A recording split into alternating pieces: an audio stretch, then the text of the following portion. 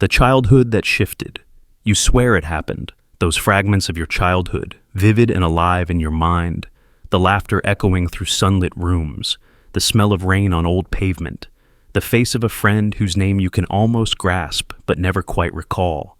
You swear it happened because it feels so real, so deeply etched into the fabric of your being.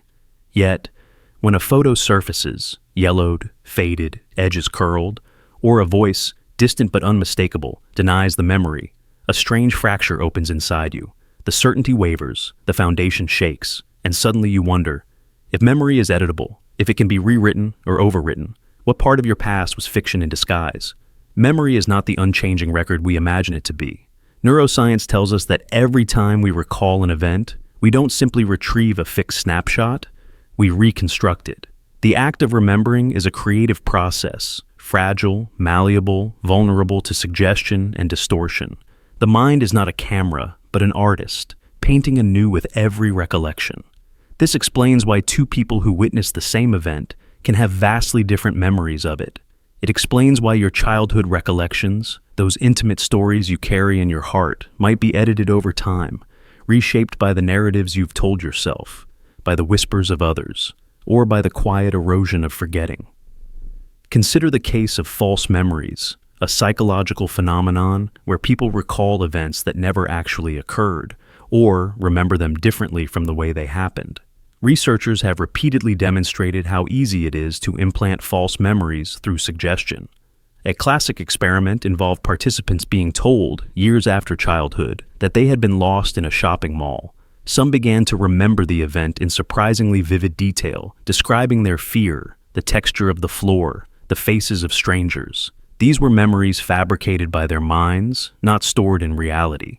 But this isn't just about experiments. On a deeply human level, false memories creep into our personal histories more subtly.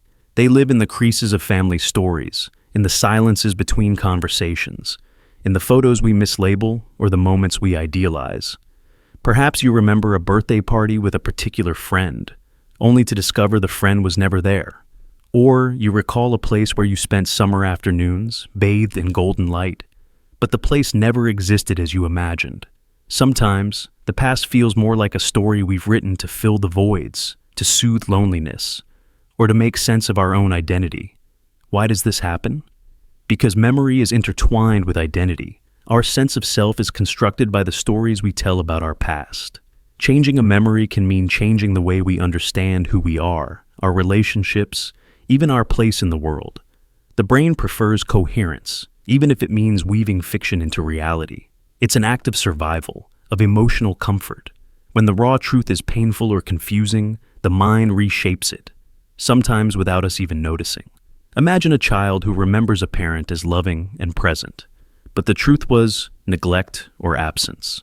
Over time, that child may reinterpret the gaps, replacing them with imagined warmth to preserve attachment and hope, or a traumatic event so unbearable that the brain buries it, replacing it with a safer, altered version.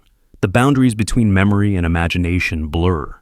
Your childhood, then, is a tapestry woven from both threads, truth and fiction, experience and invention.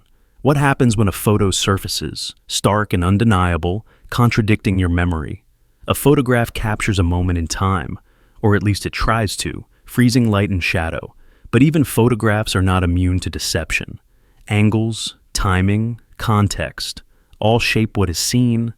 Yet, unlike memory, a photo does not shift with each viewing. It holds its ground as a silent witness. When your recollections collide with this evidence, the tension is profound.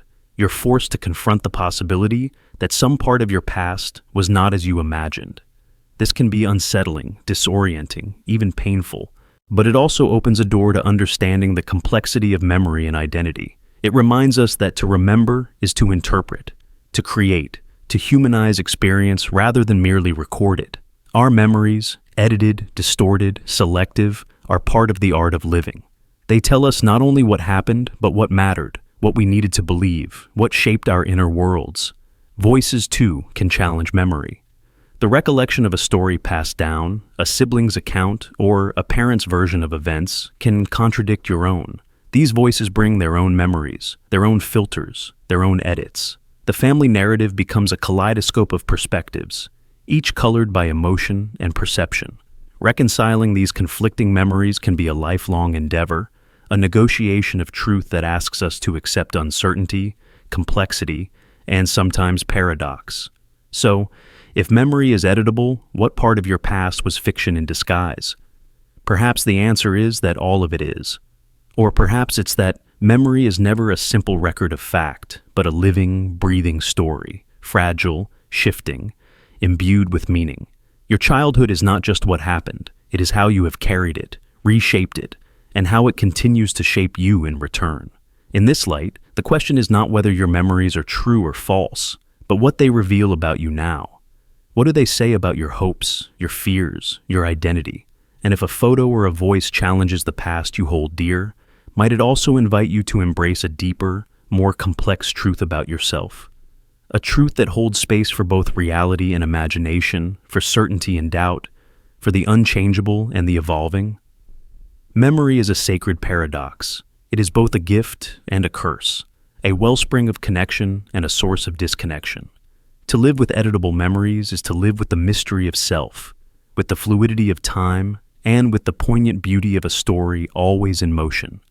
So, as you hold on to those fragments of childhood, some real, some reimagined, remember that in the act of remembering, you are not just looking back. You are creating the very foundation of who you are, here and now. And in that creation, there is both power and grace. The implanted emotion trace. You feel it before you understand it, a sudden deep ache in your chest, grief that settles like a shadow, cold and unyielding. But there's no clear cause, no recent loss, no fading photograph, no whispered goodbye.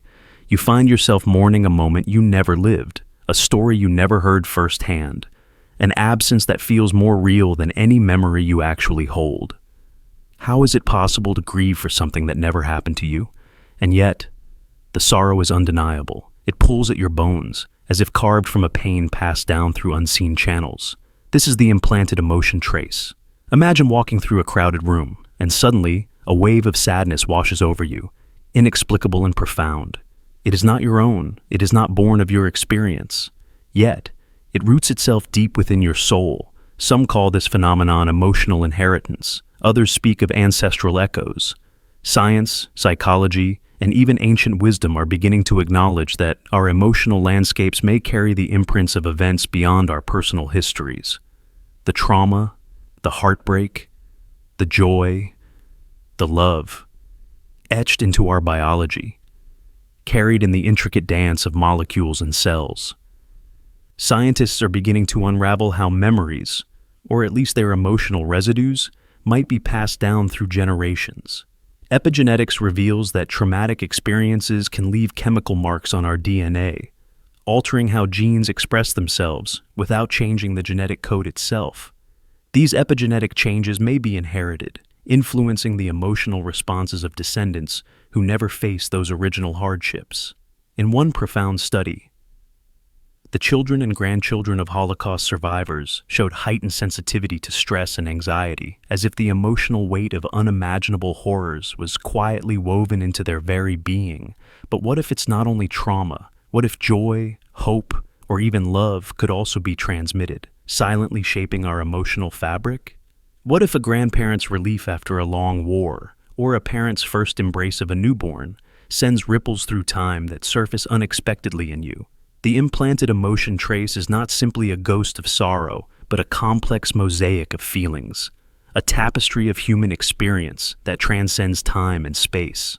Consider a woman who suddenly weeps over a house she never lived in, mourning a child she never met, or a man who feels inexplicable fear at a place tied to a past he never experienced. These are not hallucinations or delusions. They are the soul's mysterious way of touching the past, of carrying forward emotions that once burned bright. The intensity can be overwhelming, a visceral reaction that defies logic and reason, yet insists on being felt. There is a story from a small village in the mountains where a young girl would wake screaming every night. She recounted visions of a flood that destroyed a village decades before she was born, Her family dismissed it as nightmare until they found old letters and diaries confirming the flood's existence and the heartbreak of lives lost. How could such pain be known to her? How could the implanted emotion trace reach across time, embedding itself in a young mind? Some spiritual traditions have long embraced the idea that our souls carry the memories and emotions of our ancestors. They speak of karmic burdens, of inherited spirits, of collective memory that shapes not only individuals, but entire communities. Modern science may not use these terms, but it increasingly points to a reality where the boundaries of self are porous, where time folds, and where emotions are more than fleeting reactions. They are echoes of history itself. What does this mean for us? How do we live with grief that feels misplaced, sorrow without origin? Perhaps it is an invitation, a call to honor those unseen histories, to acknowledge the emotional legacies we carry, to transform pain into empathy, confusion into understanding. The implanted emotion trace reminds us that we are not isolated beings, but threads in a vast web of human connection, tied not only by blood, but by the emotions that transcend time. When you feel a sorrow that seems to come from nowhere, do not dismiss it. Listen. Let it speak. Let it guide you to stories untold, to histories buried beneath layers of silence. In these traces lie the keys to healing, not just for ourselves, but for the generations before and after us. Because sometimes the heart remembers what the mind cannot. In this quiet grief, in this mysterious longing, there is a profound beauty. The implanted emotion trace is a testament to the enduring power of feeling, to the invisible bonds that shape who we are. It challenges the notion of memory as purely personal, and invites us to embrace the shared human story written not only in words, but in the very cells of our being. So when that inexplicable sadness comes, hold it gently. Let it be a bridge, a connection to the past, a whisper from those who came before, a thread that binds us across time. In feeling what we never lived, we become part of something greater, a living archive of emotion that transcends the limits of experience. And in that, perhaps, lies the deepest truth of all, that no grief is ever truly ours alone. The stranger familiarity effect. You meet someone for the first time. Their face, their voice, their mannerisms, they all feel hauntingly familiar. It's as if you've known them for years, yet the moment is brand new. This strange, unsettling sensation tugs at the edges of your mind. Is this simply a fleeting trick of your memory? Or something more profound? A trace of a reality that never quite happened, yet feels inexplicably real. This is the stranger familiarity effect, a mysterious feeling that goes beyond mere coincidence or normal déjà vu. It is the uncanny sense of recognition when encountering someone utterly new. But unlike typical déjà vu, which often relates to places or events, this is about people. Faces that feel borrowed from another time, or another life, or perhaps from a dream that lingers just beneath waking. Have you ever paused after a brief conversation, wondering how you could recall their laugh, or the subtle way they tilt their head? Even though your meeting lasted only moments, how can the brain conjure such detailed familiarity where none logically exists? Science tells us memory is a complex, fallible system. It builds patterns, links fragments of experience, and sometimes confuses them. But the stranger familiarity effect challenges our understanding by suggesting that memory's boundaries may blur, allowing the past to mingle with the present in ways that feel impossible. Consider the example of a person walking into a coffee shop, striking up a casual conversation with a stranger at the counter. From the first word, a wave of recognition washes over them. They feel as if they share a history, a shared narrative hidden beneath layers of time. Yet, when pressed, neither can recall any prior meeting. No shared social circles, no mutual friends, no obvious connection. This experience feels like a bridge to a parallel existence, a momentary overlap between worlds. Neurologically, this phenomenon might arise from the brain's pattern recognition system, which constantly seeks familiarity to make sense of the world. Our minds are wired to find meaning in chaos, to connect dots even when they do not fully exist. When encountering a new face, the brain scans it against a vast internal database of faces, emotions, and experiences. Sometimes, a stranger's features resemble someone deeply embedded in our subconscious, triggering that profound sense of, "I know you." But this explanation, while plausible, does not capture the full emotional depth of the experience. The stranger familiarity effect often carries an emotional weight that defies simple memory overlap. It can evoke feelings of comfort and safety, as if reconnecting with a lost part of ourselves. Or it can stir unease, like a warning whispered from the unknown. Sometimes, it triggers a powerful yearning, as though the meeting is a call to something unfinished, a chapter yet to be written. In some cultures and spiritual traditions, this sensation is interpreted as the recognition of a soul's journey crossing paths again, a reunion beyond the constraints of time and space. The idea of souls encountering each other across lifetimes offers a poetic explanation, an echo of connections that transcend physical reality. Psychologists, meanwhile, suggest that these feelings might reflect deep-seated archetypes, mental templates shaped by universal human experiences, which surface unexpectedly in social interactions. But what if the stranger familiarity effect is a window into a deeper truth about our existence? What if our reality is not as fixed and linear as we believe? Modern physics and cosmology hint at possibilities, parallel universes, multiverses, quantum entanglement, that challenge the traditional boundaries of time, space, and identity. Could it be that when two strangers feel inexplicably connected, their consciousness momentarily overlaps, touching a shared thread woven through multiple realities? This hypothesis, while speculative, invites us to embrace mystery instead of dismissing it. It asks us to honor those moments of uncanny connection as sacred whispers from the cosmos. When you meet someone and feel you have always known them, perhaps it is not a glitch in memory, but an invitation to recognize the hidden fabric of existence. A reminder that we are not isolated beings, but threads in an infinite interwoven tapestry. The stranger familiarity effect also raises profound questions about identity and memory. How much of who we are depends on the memories we hold? If memories can blur, shift, or be planted from unknown origins, then what anchors our sense of self? Could these encounters with strangers who feel familiar challenge the notion of individuality and hint at a collective consciousness beneath the surface of everyday life? In literature and art, this theme echoes through tales of chance encounters, soulmates, and timeless bonds. Writers explore the tension between memory and forgetting, between the ephemeral and the eternal. These stories resonate because they tap into a universal longing to belong, to be recognized, to find mirrors of ourselves in others. The stranger familiarity effect is not merely a psychological quirk. It is a profound emotional experience that speaks to our deepest human needs. Take, for example, the phenomenon of people meeting strangers in foreign places and immediately feeling a connection so strong it feels predestined. Travelers often recount stories of brief encounters that change their lives. Moments when a smile, a conversation, or a shared silence opens a door to understanding and transformation. These meetings defy explanation, but shape our personal narratives, guiding us toward new paths. On a neurological level, research into mirror neurons and empathy offers clues about how we might intuitively sense familiarity. Mirror neurons activate when we observe others' actions or emotions, allowing us to experience a form of shared consciousness. This biological mechanism may amplify feelings of connection and recognition, making strangers feel intimately known. Yet even this explanation does not fully capture the intensity of the stranger familiarity effect.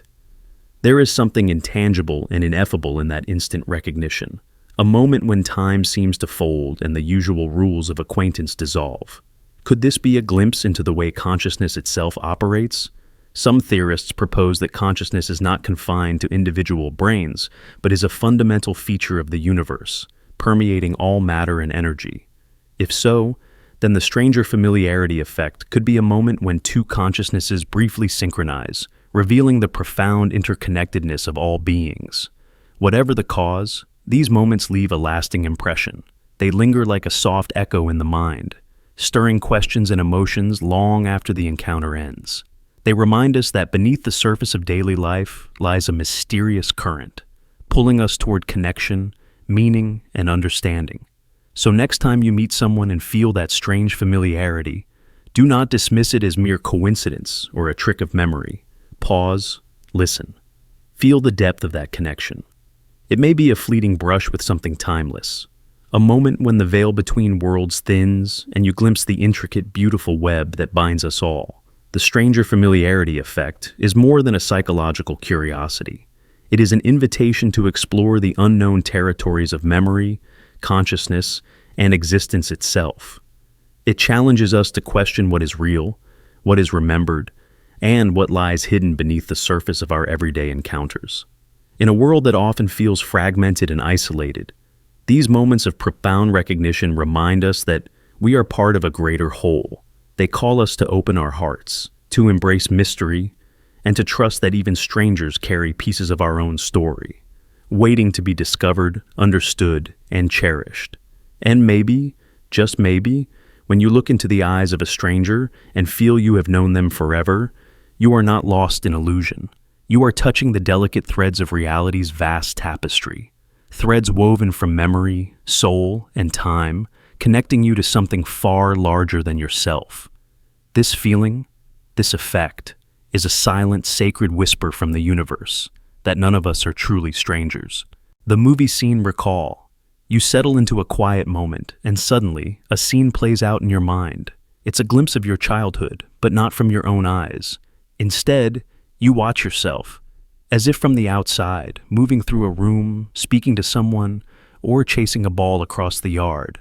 You're not there, really, not the child, but the observer. The colors are vivid, almost too perfect. The lighting feels deliberate, like someone chose how the sun hits the grass, or how shadows fall across your face. It's a memory, yes, but it's also a performance. Who was the director? Who framed this scene, decided what you see and hear, what to focus on, and what fades into the background? Our memories often feel like personal movies, edited, rehearsed, replayed with a soundtrack only we can hear. But real life is messy, unfiltered, and chaotic. Moments don't come with neat beginnings or endings. They bleed into each other, overlapping like fragments of a dream. Yet, when you remember, your mind stitches these fragments into something coherent, a narrative you can understand. It's as if your brain is both the filmmaker and the audience, shaping reality into a story that makes sense. But what does that mean for what we call truth? Take a moment to consider your earliest memories. Perhaps a birthday party, a family trip, or a classroom scene. When you see yourself in those moments, do you feel the warmth of being there? Or does it feel distant, like watching someone else's life? That distance is a clue. Scientists say this is called observer perspective in memory. It's when you recall events not through your own eyes, but as an outside spectator. Why does this happen? Psychologists suggest that observer perspective memories might serve a purpose. When we reflect on difficult or emotionally charged events, stepping outside ourselves might help manage pain or make sense of complex feelings. It gives us a chance to watch ourselves with a bit of detachment, to analyze, to forgive, or to judge. But it also raises the question, if our memories are shaped like movies directed by our minds, how much can we trust them? Think about the way films manipulate time and space. Directors decide which details to highlight, which to omit. A close-up on a tear can change the entire meaning of a scene. Lighting can evoke warmth or fear. Soundtracks intensify emotions. In your mind's eye, memory editing works the same way. Your brain focuses on some details and blurs others, adds emotional color, and even rearranges scenes to fit the story you tell yourself. An experiment once asked participants to recall a childhood event from either a first-person or third-person perspective. Those who recalled it from the third person were more likely to report changes in their feelings about the event over time. Their memories had shifted, shaped by reflection, reinterpretation, or even by stories told by others. What you remember isn't just a record, it's a living narrative, constantly rewritten. Consider a personal example. A childhood argument with a sibling. At the time, it felt raw and immediate. Remembered from your own eyes, the feelings come rushing back, sharp and vivid. But recall it from outside yourself, and suddenly you see your younger self acting out, your siblings' reactions, the room's atmosphere. Maybe you notice things you missed then, the worry on a parent's face, the tension in the air. This distance can bring insight, but it can also distort reality. Memory researchers call this phenomenon source monitoring error, when details from other people's stories, photos, or even movies sneak into your recollection, altering it without you realizing. The film in your head might borrow scenes from other sources, blending fact with fiction. The director of your mental movie isn't just you, it's a team of influences, conscious and unconscious, shaping the narrative. Why does this matter? Because memory isn't just about recalling facts, it's about identity. The stories we tell about our past shape how we see ourselves today. If your memories are films, then the director shapes your self-image, your emotions, your beliefs. Sometimes, the mind edits memories to protect you, soften trauma, or reinforce self-worth. But this editing can lead to false memories. Vivid, emotional, and entirely convincing, yet inaccurate. Imagine a photograph album filled with staged pictures, smiles fixed, scenes posed. Now imagine your mind does this constantly, framing your life in ways that comfort or challenge you. But unlike photos, memories change every time you recall them. Each viewing is a new edit, a fresh cut, a new angle. This phenomenon also plays a role in nostalgia. When we look back fondly on childhood, our mental director chooses warm lighting, soft focus, and gentle music. The world seems simpler, kinder. But beneath the sheen, the truth may be more complicated. Yet, this softened memory isn't necessarily bad. It can heal wounds and nurture hope. On the other hand, when trauma is involved, the memory might become fragmented or too vivid, like a harsh spotlight on the painful parts, making it hard to see the whole picture. Therapists use techniques to help people revisit memories safely, sometimes encouraging first-person perspectives to reconnect with feelings or third-person to gain distance and perspective. Even the language you use to describe a memory affects how it's framed. Saying "I was scared" versus "he scared me" changes your role from actor to observer, shifting the emotional weight. This subtle shift is part of the mental editing process. So, next time you recall a childhood moment, watch it like a film in your mind. Notice the camera angles, the lighting, the soundtrack. Ask yourself, who chose this version? Who's behind the lens? What was left on the cutting room floor?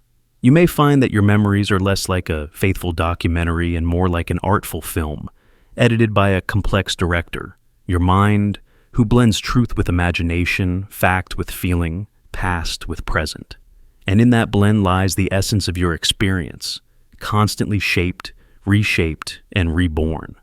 This realization can be unsettling or freeing. It means your past is not a fixed archive, but a living story. It means that the child you see on screen might be both you and a character shaped by your own mind's eye. It means you have the power to direct new scenes, to reimagine your story, to heal old wounds, or to cherish forgotten joys. Because the movie playing inside your head is yours, directed by your memories, your emotions, your reflections, and while it may not be perfectly accurate, it's deeply real, an intimate film of what it means to be you. The broadcast memory glitch. You feel the memory wash over you suddenly, a fragment of a scene so vivid, so detailed, it feels like it belongs to your own life. You see the same event, the same place, the same sounds, but the strange thing is, it's not your memory. You share it with a friend, someone you trust, someone who insists they recall it just as clearly. A shared memory, almost impossible in its intensity, yet undeniable in its presence. How could this be? Our minds, those intricate webs of neurons and synapses, are meant to record our unique experiences, our personal histories. Yet, here you are, connected to another, not by words or shared stories, but by a recollection, a broadcast, as if a signal had been transmitted to both of you at once. It's not a dream, not a fantasy, and not even a case of mistaken identity. This memory feels too precise, too real. But where did it come from? How did it implant itself in both your minds? Consider for a moment how memories are formed. In your brain, neurons fire and rewire to encode moments, emotions, faces, sounds. These are not static images, but living patterns of electrical and chemical activity. Normally, this process is individual, intimately tied to your senses and consciousness. But what if, instead of isolated experiences, there was an external source, a signal, that could reach multiple brains simultaneously? A broadcast, invisible but potent, leaving behind fragments of a story that was never yours to begin with. This is more than just an eerie thought experiment. Across history and culture, there are whispers of collective memories, shared visions, and dreams that transcend individuals. Psychology calls it the phenomenon of collective unconscious, a concept introduced by Carl Jung. But what if these shared mental echoes were not metaphysical? What if they were actual signals, encoded and sent like radio waves, imprinting memories on unsuspecting receivers? Take the example of a friend you grew up with, someone who shares this exact fragment with you. You both recall the smell of salt air on a crumbling pier, the sound of distant laughter carried on the wind, the flicker of a lantern's flame reflected on wet stones. Neither of you has ever been to this place, yet it lives inside you as if etched into your soul. You debate, dissect, and wonder. Did you witness it together in some forgotten time? Or was it handed down through a mysterious transmission you both unwittingly intercepted? In modern science, the idea of memory implantation is no longer pure fiction. Neuroscience experiments have shown that, in animals, it is possible to artificially implant memories using optogenetics, a technique where light stimulates specific brain cells to create false memories. The implications are profound. If it can be done in labs, could it also occur naturally? Could environmental signals, waves, or frequencies sometimes embed themselves into human minds, creating shared recollections? Imagine a vast broadcast reaching millions, transmitting fragments of another reality, a story you never lived, but now carry within you. These signals could be remnants from another dimension, echoes of a lost civilization, or messages encoded in the quantum fabric of the universe.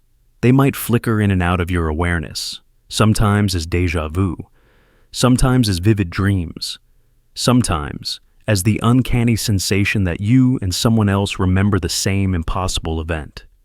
These glitches in our memory, these unexpected overlaps, challenge our understanding of identity and experience. If our memories can be influenced by external broadcasts, then what truly defines our personal histories? Are we isolated islands of consciousness, or do we drift in a sea of shared signals and ancient transmissions?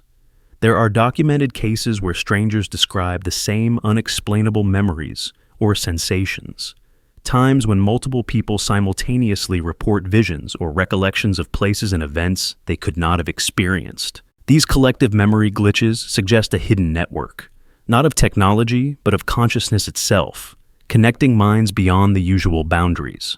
And yet, the very nature of these shared memories raises profound questions. Are they gifts, warnings, or mere accidents of cosmic interference? When you and your friend both feel the same surge of a memory that isn't yours, what does it mean for the narrative you tell yourself about who you are? This phenomenon also forces us to rethink the reliability of memory. What if our recollections, the foundations of our identity, are more fluid than we imagine? If memories can be broadcast and received, how do we separate truth from signal noise? How do we protect the essence of self from intrusion? In the end, the broadcast memory glitch invites us into a deeper mystery, one where science meets philosophy, where the known intersects with the unknowable. It asks us to consider that our minds may not be solitary vaults of experience, but receivers tuned to frequencies beyond our control, carrying stories not just of ourselves, but of something greater, something shared, and perhaps something waiting to be understood. So, next time you and someone close find yourselves recalling the same impossible memory, pause and listen closely. What is this signal telling you? What story does it want you to hear? And in the silence between thoughts, might you discover a connection that defies explanation, a broadcast that links you not just to each other, but to the wider mystery of existence itself? The mirror memory transfer. You remember someone else's pain as your own, a shadow slipping into your consciousness, as if their wounds were etched into your skin, carved beneath the surface of your being. You never lived it, never walked the paths of their suffering, never felt the cold weight of their loss or the sting of their betrayal firsthand. Yet, there it is. The ache lingers, persistent and raw, like a scar on your soul you never asked for, a silent echo of a pain that isn't yours but haunts you nonetheless. Why does this happen? How can a suffering so foreign feel so intimate, so deeply familiar? The answer lies in the extraordinary architecture of the human mind, a complex web of empathy, memory, and identity that defies simple explanation. It is the power of mirror neurons, the brain's remarkable ability to simulate others' experiences within ourselves, to feel a shadow of their joy or anguish as if it were our own. This is not mere sympathy or pity. It is a visceral, embodied resonance that blurs the line between self and other. Imagine the faces of people you have never met, but whose stories have seeped into your consciousness. The anguished cries of a stranger on a distant shore, the silent grief of a forgotten child, the rage of someone betrayed by those they trusted most. When you witness these stories, whether through words, images, or whispered memories, your brain fires in ways that recreate those feelings inside you. You don't just understand their pain intellectually, you carry a fragment of it, as if their suffering has been woven into the fabric of your own emotional landscape. This phenomenon is sometimes called the mirror memory transfer. It's as if the emotional echoes of others imprint themselves onto your soul, creating memories you never lived, but feel with undeniable truth. These memories are not false. They are real, but borrowed, born from the deep empathy that makes us human. They challenge the notion of individual experience as isolated and immutable, revealing instead a profound interconnectedness, a shared reservoir of feeling that transcends time and distance. But this gift of empathy carries a weight. To carry another's pain is to risk losing the boundaries that protect your own heart. The scar that aches is a reminder of this fragile balance, a wound that honors connection but also marks vulnerability. It can awaken deep compassion, a call to action, or a haunting shadow that saps energy and peace. The question becomes, how do you hold these borrowed memories without being consumed by them? How do you carry the world's suffering without losing yourself? There is no simple answer. The mirror memory transfer asks for both courage and care. It invites you to witness pain without becoming it, to hold space for others' wounds while nurturing your own healing. It calls for boundaries that are porous but resilient, empathy that is fierce but wise. When you embrace this paradox, the ache transforms, from a burden into a bridge, from a scar into a signpost of connection. In a world fractured by pain, the mirror memory transfer is a reminder that none of us suffer alone. Each scar etched in your soul is a testament to the shared human story, a quiet communion across invisible lines. It is proof that the boundaries between self and other are permeable, that love and pain ripple outward, touching lives in ways seen and unseen. So when that ache rises, when the borrowed pain feels as sharp and real as your own, remember that it is a gift and a challenge. It is the language of empathy speaking through your body, a call to witness, to remember, and to heal. And in answering that call, you participate in the sacred work of carrying the world's wounds with grace, courage, and unwavering humanity. The game world Residue. You close the game. The screen fades to black, yet the echoes linger. Whispers of a world you once inhabited. Choices made, victories won, losses mourned. The characters you guided, the places you explored, the friendships forged, and betrayals felt. They stay with you, vivid and unshakable. You find yourself recalling moments, not from your physical life, but from a digital one. The questions rise. Did those experiences truly happen? Are memories born inside lines of code any less real than those written in flesh and blood? What is reality, if not a tapestry woven from the threads of our memories? Each moment we live becomes a story we tell ourselves, a lens through which we see the world. When you journey through a game's landscape, you don't just witness the narrative, you participate, you embody. The pixelated sky and synthetic voices transform into something more, a realm where your choices carry weight, where consequences ripple, where emotions stir. That world becomes a stage for living, however temporary, however virtual. Neuroscience shows that memories are not archives of exact recordings, but dynamic reconstructions of feelings, sights, and sounds. When you remember that narrow escape from a dragon's fiery breath or the quiet sadness of a character's farewell, your brain activates regions indistinguishable from those used in real-life memories. The emotional imprint is genuine. The joy, the fear, the heartbreak, they aren't simulations. They are experiences, but contained within a digital frame. This challenges the old hierarchy between real and virtual. If your brain encodes these moments as memories, if your heart races during a digital battle, if your mind grieves a loss in the game's story? Does it matter that the setting was virtual, or that your body never physically traversed that terrain? The boundaries blur. Reality becomes less about the physical and more about the lived experience, the felt truth. Consider the phenomenon of lingering emotions after gameplay. Players waking up with dreams woven from in-game events, or carrying lessons learned in virtual worlds into their waking lives. The residue of these experiences shapes perspectives, influences decisions, even transforms identity. They become part of your personal narrative, just like any other chapter. But there is more. The game world residue is not merely about individual memory. It touches on the nature of consciousness and existence. If a digital realm can evoke genuine feelings and lasting memories, does it not possess its own form of reality? The lines between code and life, simulation and experience, grow tenuous. What if the worlds we create inside machines are as real to our minds as the one we walk outside our doors? Philosophers have long pondered such questions. Are we living in a simulation ourselves? If our consciousness can immerse and find meaning in virtual worlds, then the essence of reality might be more fluid than fixed. Experience, after all, is subjective, defined not by external conditions, but by internal awareness. The game ends, but its imprint remains, a ghost in your mind's corridors. Those victories and losses, the laughter and tears shared with avatars and fellow players, become strands in your emotional DNA. They shape your empathy, your resilience, your understanding of connection. This residue, this digital echo, is a testament to the power of experience, no matter its origin.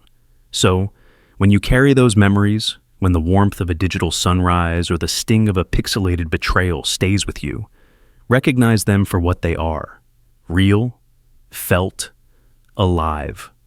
Because in the end, what makes an experience real is not the medium that contains it, but the life it breathes into your soul. The boxed year syndrome. You wake up one morning and realize something strange has happened. A whole year of your life is missing. Not in fragments, not in fuzzy memories, but entirely blank. You don't remember the birthdays you celebrated, the conversations you had, the places you visited, or the milestones you crossed. It's as if that year was carefully boxed away, sealed off from your conscious mind. And yet, you know you didn't simply sleep through it. You were awake, moving through the days.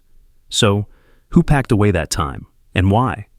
This is what some call the boxed year syndrome, a haunting phenomenon where an entire span of months evaporates from memory, leaving a void that feels both confusing and deeply unsettling. Unlike typical forgetfulness, this absence is total. The memories that should be there are inaccessible, locked behind an invisible barrier. It's as if your mind hit the pause button, but your body kept moving forward through the routine of life. The experience is more common than you might think.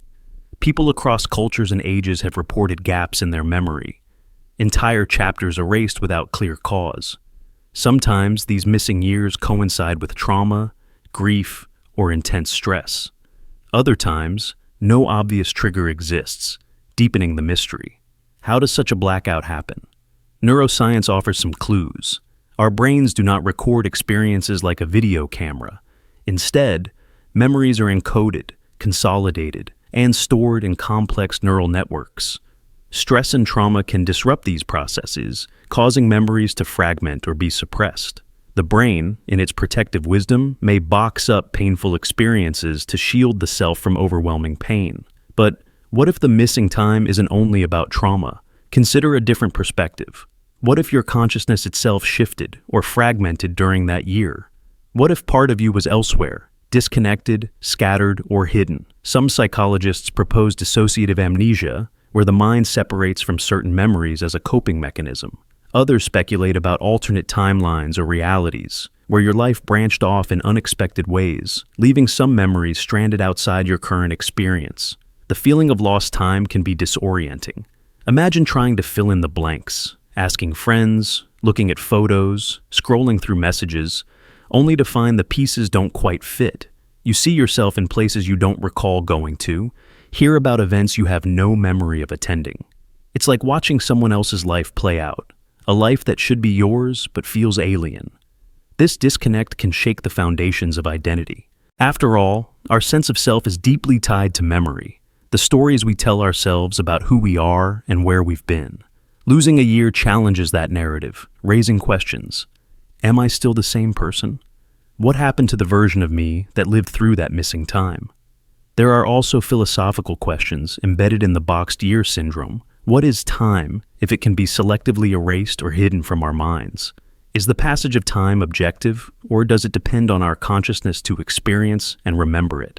Some mystics and thinkers have long argued that time is fluid, an illusion shaped by perception, rather than a fixed, linear path. Real-life stories offer glimpses into the emotional reality of this phenomenon. People describe returning from accidents or medical conditions to find entire years absent. Others recount waking from intense psychological episodes to discover their recent past is a blank canvas. The shock, confusion, and grief of such revelations are profound. Yet, within this loss, some find unexpected gifts. The emptiness becomes a space for reinvention, a chance to rebuild identity from new foundations. It forces a confrontation with the fragility of memory and the resilience of the human spirit. It invites a deeper exploration of what it truly means to be present in your own life.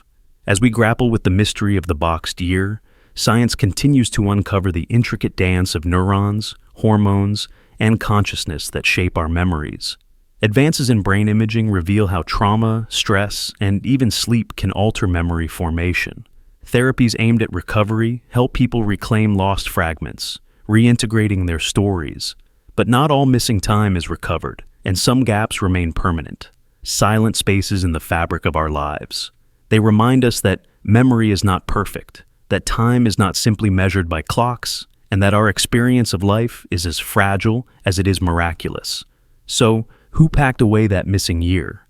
Perhaps it was your brain's way of protecting you, or a hidden fracture in the timeline of your existence. Or maybe it is a puzzle that challenges our very understanding of reality.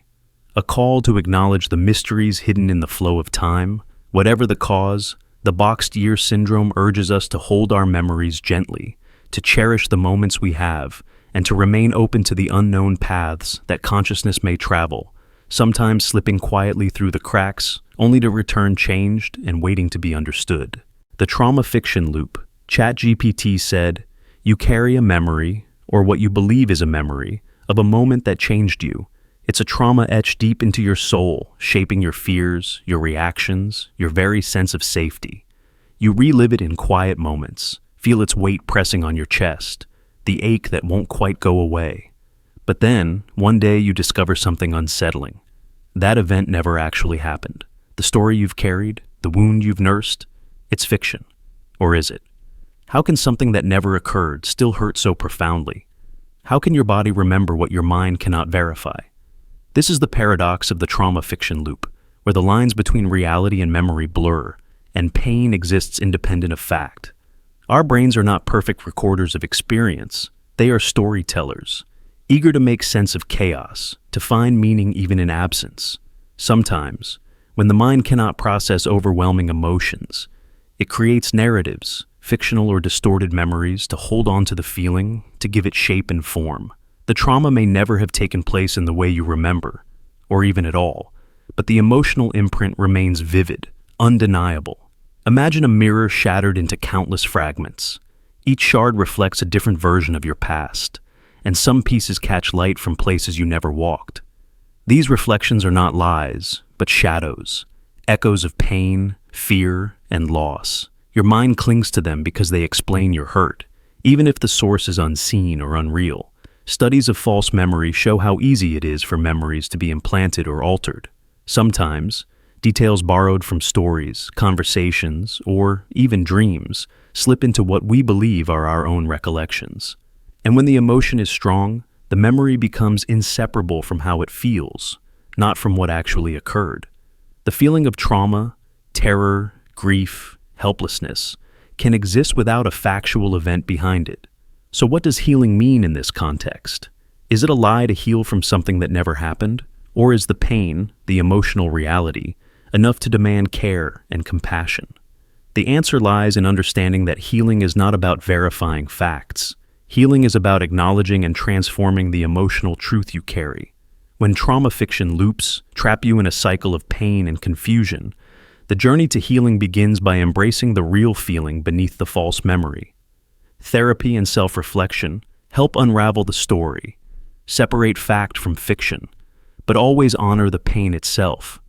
Because pain is real, even if its origins are murky. Consider this. Many people recover from trauma without ever having a clear, accurate memory of the event. They heal through kindness, through support, through learning new ways to feel safe in their bodies and minds. The mind's stories may shift or fade, but the process of healing is about making peace with the feelings, the terror, the loss, the grief that live inside you. This understanding challenges our notions of truth and reality. It shows that memory is not a fixed archive, but a fluid narrative shaped by emotions, perceptions, and sometimes fiction. The trauma fiction loop is not a betrayal, but a testament to the mind's complexity and resilience.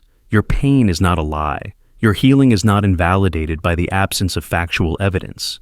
Both are real. And in holding this paradox, you find freedom. Freedom to rewrite your story, to release what no longer serves, and to nurture the person you are becoming. The trauma fiction loop invites us to look beyond the surface of memory, to honor the feelings that define us, and to recognize that healing is a journey of the heart, not just the mind. It asks a profound question. What if the pain itself is the truth, regardless of its origin? And how might that change everything you thought you knew about healing, memory, and self? The misplaced first memory, your earliest memory, the one you hold as the foundation of your personal story, is supposed to be a fixed point in the timeline of your life. But what if it isn't? What if that memory, the moment you believe marks your beginning, keeps shifting its place like a ghost slipping between rooms? One day it's in your childhood home, the next it's in a park you don't remember visiting. Then suddenly a face you barely recognize floats in and out of focus. This is the phenomenon of the misplaced first memory, a puzzle that unsettles everything we think we know about our past. We tend to trust our earliest memories as solid proof of who we are, a thread that ties us to our origins. But the mind is not a perfect recorder. It is a master storyteller, weaving fragments of experience into a narrative that feels whole and coherent. When that first memory refuses to settle, when it migrates through time and space, what does that tell us about the nature of memory itself? Was this memory ever truly yours, or is it a patchwork, a stitched-together story your mind created to anchor your sense of self? Scientists have long studied how memories form, how they degrade, and how the brain reconstructs past events. Memories are not static snapshots, but dynamic reconstructions, influenced by emotions, subsequent experiences, and even suggestion. The earliest memories are especially fragile, shaped in a time when the brain's architecture was still in rapid development. This makes them prone to distortion and displacement. Imagine your brain as an artist, piecing together a mosaic from shards scattered across time. When actual memories are missing or damaged, the mind fills the gaps with imagination. Stories heard from others, photographs, or cultural narratives. This process is unconscious but essential. It gives you a sense of continuity, a beginning from which your life story can unfold. In some cases, your earliest memory might not belong to you at all. It could be a borrowed image taken from family stories, or even a collective fragment absorbed through shared experiences. The mind may have adopted this memory to create a personal history where none existed before. This challenges the very idea of identity. If your foundational memory is borrowed or invented, what does that mean for the authenticity of yourself? Consider how children's memories evolve. Before the age of 3 or 4, most people have few reliable recollections. Yet, by the time you're older, you have a vivid, sometimes detailed earliest memory that feels like a cornerstone. But studies show these earliest memories are often reconstructed from pieces. A scent, a photo, a story told repeatedly. The memory you hold might be a narrative your brain stitched together, layered with emotions and meanings that give it life but no true origin. This fluidity can explain why your earliest memory shifts locations. Your mind, craving coherence and a stable narrative, experiments with different versions of your origin. The setting changes, the characters vary, and the emotions evolve. Each iteration serves to ground you in a past that's otherwise elusive. The phenomenon also opens the door to profound questions about memory's role in our sense of time and self. If our beginnings are malleable, are our entire identities fluid? How much of what we call memory is a construction, a myth we tell ourselves to make sense of existence? In some ways, the misplaced first memory is a blessing, a demonstration of the brain's remarkable creativity and resilience. When reality fails to provide a firm foundation, the mind invents one, allowing us to feel whole and connected. But it also reminds us to be humble in our trust of memory. It is not a photograph. It is a story, always evolving, always shifting. So, next time your earliest memory moves like a shadow across unfamiliar landscapes, know that it is not a failure or a flaw. It is a living testament to the complexity of consciousness, a reflection of your mind's endless quest to anchor meaning in the swirling tides of time. And in that quest, you find not a single point of origin, but a tapestry of beginnings, woven from the threads of experience, imagination, and the profound mystery of self. The staged photo paradox. You trust a memory because of a photograph, a frozen frame of a moment captured in time, a proof that something happened exactly as you remember it. The laughter, the light, the faces pressed close, all held there in glossy permanence. That photograph feels like a sacred relic, a silent witness that anchors your past, affirming the stories you tell yourself about who you were and what you lived through. But what if the photo was staged? What if that frozen moment, that piece of evidence you leaned on, was not a truth but a carefully crafted illusion, and the memory you built around it, the very essence of your recollection, was constructed to match a lie? This is the paradox of the staged photo, a profound disruption of trust between memory and image. Photographs carry an undeniable authority.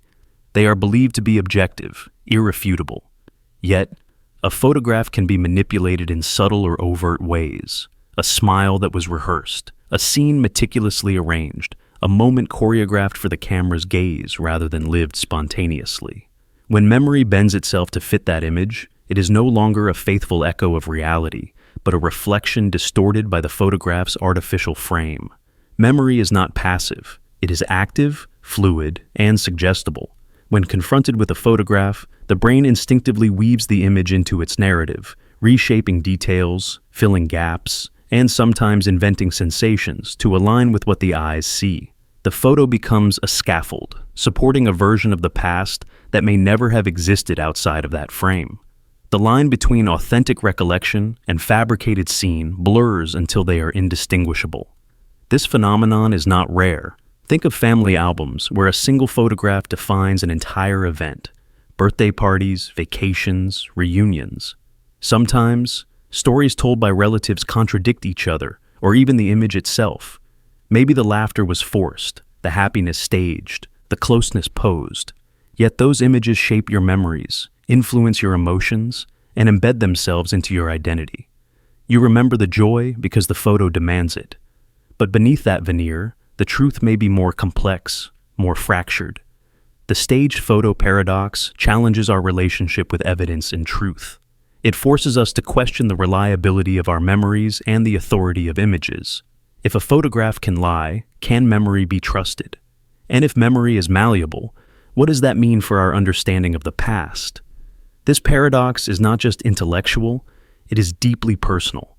It touches the core of how we make sense of our lives, how we build continuity and meaning from fragments of experience. Yet, there is a hidden grace in this paradox. It reveals memory not as a cold archive, but as a living story, one that evolves, adapts, and sometimes protects us. The act of matching memory to a staged photo may be a way of preserving connection, of holding on to moments of belonging and love, even if they were partly invented. It is a testament to the human need for coherence and belonging, for stories that comfort and define us. So, when you look back at a photograph that feels too perfect, too polished, too rehearsed, ask yourself, what memories grew around this image? Were they true reflections or the carefully nurtured illusions? And if they were illusions, what did they offer you? Comfort, identity, hope. The staged photo paradox invites you to embrace the complexity of memory, to hold space for uncertainty, and to find meaning not only in the facts of the past, but in the stories you have woven, truthful or otherwise. In the end, Memory and photograph are intertwined threads in the fabric of your story. Neither alone holds the full truth, but together they shape the narrative you carry forward. The paradox is a reminder that our past is not fixed, but a landscape of shifting light and shadow, where reality and imagination dance, sometimes in harmony, sometimes in tension, creating the intricate mosaic of who we are. The witness substitution effect.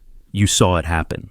The scene unfolds in your mind like a vivid replay, a conversation, a sudden accident, a gesture charged with meaning. Every detail feels sharp. The way the light caught a face, the exact words spoken, the subtle shift in emotion. You remember the smell of the air, the sounds in the background, the pace of the moments as if you were there, an eyewitness to an event etched into your memory. But then the truth emerges. You were never there. You did not witness what you thought you did. Someone else's experience has been implanted in your mind, or perhaps your mind has created a scene it never truly observed. The question rises, who placed that scene in your head? Memory is a fragile, mutable thing. Unlike a perfect recording, it is a mosaic, pieced together from fragments, suggestions, and interpretations. Our brains do not simply store images, they reconstruct, filling in gaps, blending real perception with imagination, hearsay, and sometimes even deception. The mind can adopt stories told by others, memories of shared events, or narratives overheard and internalize them as if they were personal. This is the heart of the witness substitution effect. In psychology, this phenomenon challenges the very notion of eyewitness testimony and our confidence in our own memories. Studies reveal that people can come to believe they saw events they only heard about or imagined. The mind's craving for coherence and meaning weaves external information into internal narratives, sometimes indistinguishably from actual memory. When you vividly recall seeing something, it may be a construction, a blend of fact, suggestion, and imagination. Who places that scene in your head?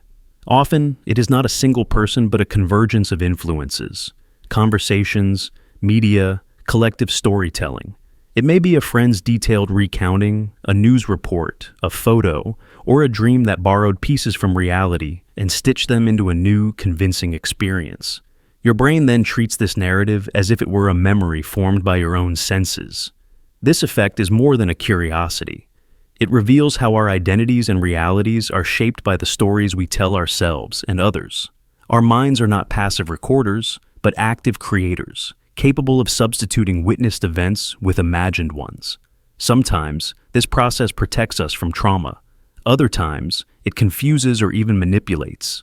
Consider a person who remembers witnessing a friend's accident, only to later discover they were miles away at the time. The scene felt authentic, complete with emotional responses and sensory details. Yet, it was a borrowed vision, an emotional echo embedded into their consciousness by stories and empathic connection. The witness substitution effect forces us to question the certainty of our perceptions. How many of our memories are truly ours? How often do we unknowingly carry others' experiences as our own? It blurs the line between self and other, observer and participant, fact and fiction.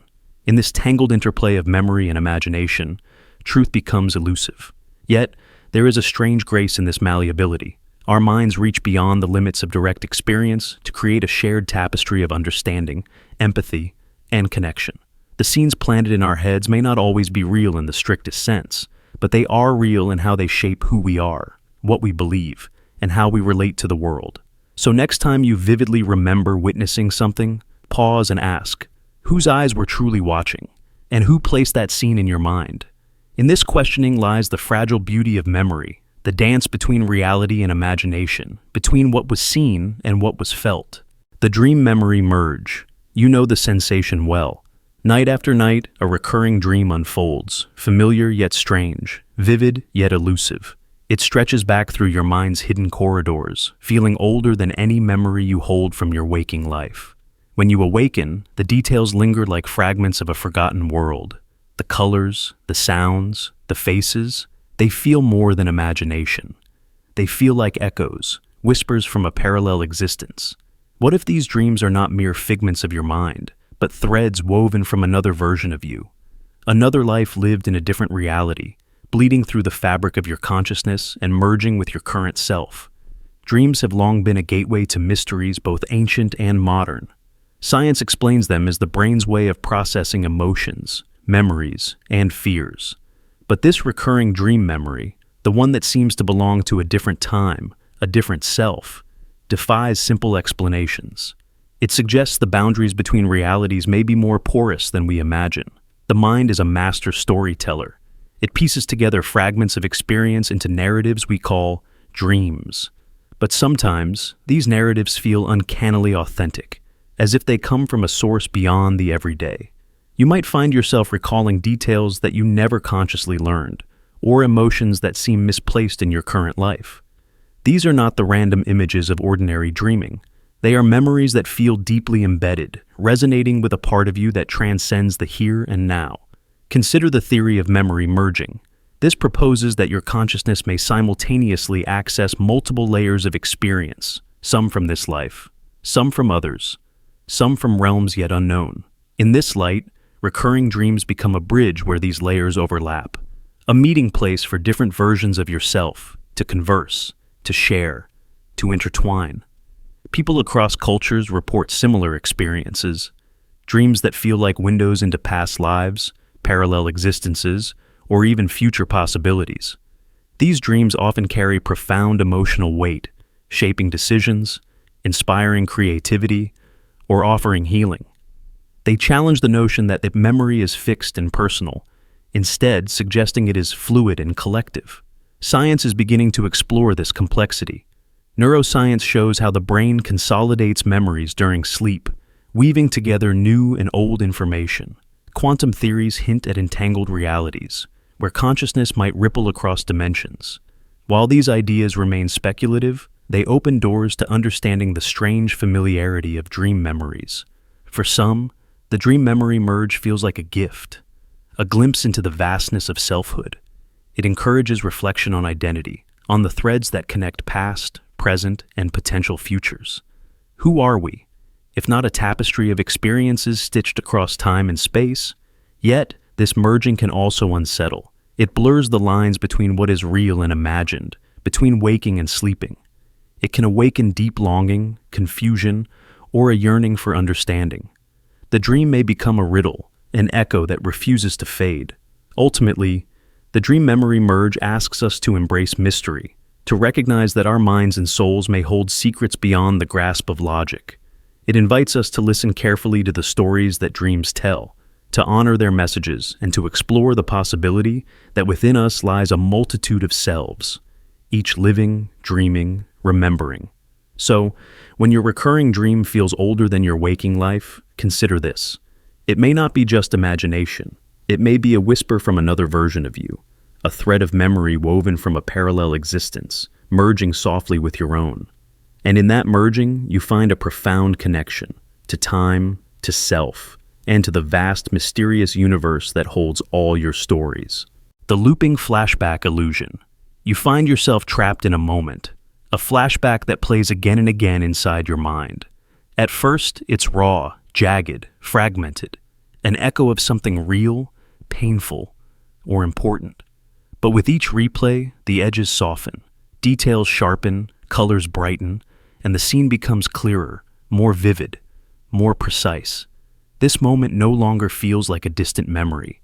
It feels like a perfected film, meticulously edited by your mind. Repetition is a strange artist. It sculpts memory like a sculptor shaping clay, smoothing out rough patches, enhancing some details, erasing others. With every replay, your brain refines the narrative, filling gaps with assumptions, wishes, or fears. The memory evolves, no longer a passive record but a living, breathing story. Your story, told the way your mind wants it to be told. But here lies the paradox. Did you refine the truth into fiction? Did the moment become less real with every repetition? Or did the act of remembering shape the memory into a version that better fits your emotions, your identity, your understanding? Our brains are not cameras that capture life exactly as it happens. They are storytellers, editors, directors of an ongoing mental movie. Every time you recall an event, you reconstruct it, influenced by your current feelings, beliefs, and even the stories others have told you. This reconstruction is imperfect, malleable, vulnerable to change. Think of the loop as a worn path through a forest. The more you walk it, the clearer the path becomes, but the trees and bushes around it may shift or fade from memory. The core route, the flashback, remains, but the surrounding details are lost or reshaped.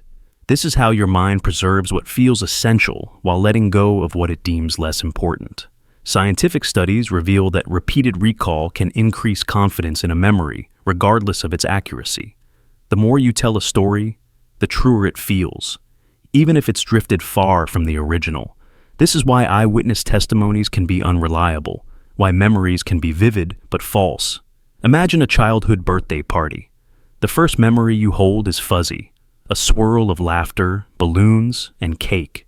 Years later, you remember the exact color of the balloons, the songs played, even the words someone said. You might add scenes or feelings that weren't there, influenced by photos, stories from family, or your imagination. The flashback has looped so often that it feels like truth, yet it has been reshaped. This looping flashback illusion challenges our trust in memory. It asks us to consider not only what we remember, but how the act of remembering transforms that memory. What you feel when you recall an event is real, but the event itself may be more fluid than you think. So, when you find yourself stuck in a replay, ask, am I witnessing the original moment or an edited version? Am I remembering or am I recreating? And what does that mean for how you understand your past, your identity, your truth? In the end, memory is less about accuracy and more about meaning. The looped flashback is a story your mind tells to make sense of experience, to anchor emotions, to preserve identity. It is both a gift and a trap, a perfect illusion that shapes who you are. The future memory leak. You remember something that hasn't happened yet, a vivid image, a fleeting sensation, a whisper of a moment still waiting to arrive. It isn't a dream, nor a guess or a hopeful daydream. It is a memory, sharp and haunting, as if your mind has reached forward in time and pulled back a fragment of a future that is not yet real. This is the paradox of the future memory leak, a phenomenon that defies the linear flow of time and challenges everything we believe about cause and effect. Imagine your mind as a river flowing steadily from past to future, carrying memories like leaves on the current. But what if the river has whirlpools, eddies that send some leaves back upstream? What if time is not a straight line, but a loop, a circle folding in on itself? In that case, memories could slip from the future into the past, leaking backward and leaving traces in your mind before their moment has arrived. The concept of time loops has fascinated scientists, philosophers, and storytellers for centuries. From paradoxes in physics to tales of déjà vu and premonition, the idea that time might curve and fold challenges the neat, orderly way we experience life. If time loops, then memory too might become untethered, a fluid, non-linear archive where the past, present, and future blend and overlap. Consider the unsettling experience of remembering a conversation you have yet to have, or a place you have yet to visit, or a feeling tied to an event still pending. These memories linger like ghosts, haunting your consciousness with a knowledge you don't consciously possess. Are they echoes of a future self, sending warnings or invitations across the temporal divide? Or are they glitches in the matrix of your mind, misfires in the complex machinery of memory and coding? Neuroscience and quantum physics offer intriguing hints. While our brains operate mostly within classical time, some theories suggest that quantum phenomena could allow information to traverse time in unexpected ways. The brain's mysterious quantum processes might, under rare conditions, pick up signals from future states, embedding them as memories before the events unfold. Psychologists describe phenomena like precognitive dreams and déjà vu as windows into this temporal ambiguity, moments when time seems to bend and your consciousness taps into a broader reality beyond the immediate present. These experiences might be fragments of future memory leaks, instances where the future seeps into the past, coloring your perception and shaping your path. This leakage raises profound questions about destiny and free will. If your mind can remember a future, does that future already exist, fixed and unchangeable? Or are these memories merely possibilities, echoes of paths that might still shift beneath your feet? Are you a passive recipient of a predetermined timeline, or an active agent shaping the unfolding story? The future memory leak also blurs the boundary between cause and effect. When a memory of a future event influences your present choices, does it create that future or simply foretell it? This circularity confounds logic and invites us to rethink the nature of time, consciousness, and existence. Ultimately, living with the possibility of future memory leaks means embracing mystery. It means acknowledging that time may not be the straightforward river we imagine, but a complex dance of moments folding over one another. It means accepting that your past may be haunted by shadows of a future you have not yet lived, a future you might still influence, or a destiny already written in the fabric of reality. So, when you find yourself recalling something that hasn't happened yet, listen carefully. This memory leak is not just a curiosity.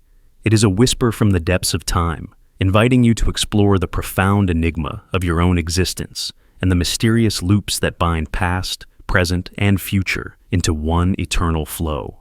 The genetic memory overlay. You feel a sudden rush of fear, sharp, primal, unexplainable. It isn't linked to anything in your immediate surroundings. No threat lurks nearby. No danger is present. Yet your body reacts as if you are face to face with peril. What is this fear that seems to come from nowhere? What if it is not yours alone? What if it is a shadow cast long ago by those who walked before you? Ancestors whose memories, etched deep within your DNA, rise to the surface in moments like this. The concept of genetic memory has fascinated scientists, philosophers, and storytellers for centuries. It suggests that we might carry more than just physical traits passed down through generations. Our DNA might also be a vessel for emotional echoes, fears, traumas, instincts that our ancestors experienced and never fully escaped. These inherited impressions could shape how we react, how we perceive the world, even how we understand ourselves. Research in epigenetics supports this idea in surprising ways.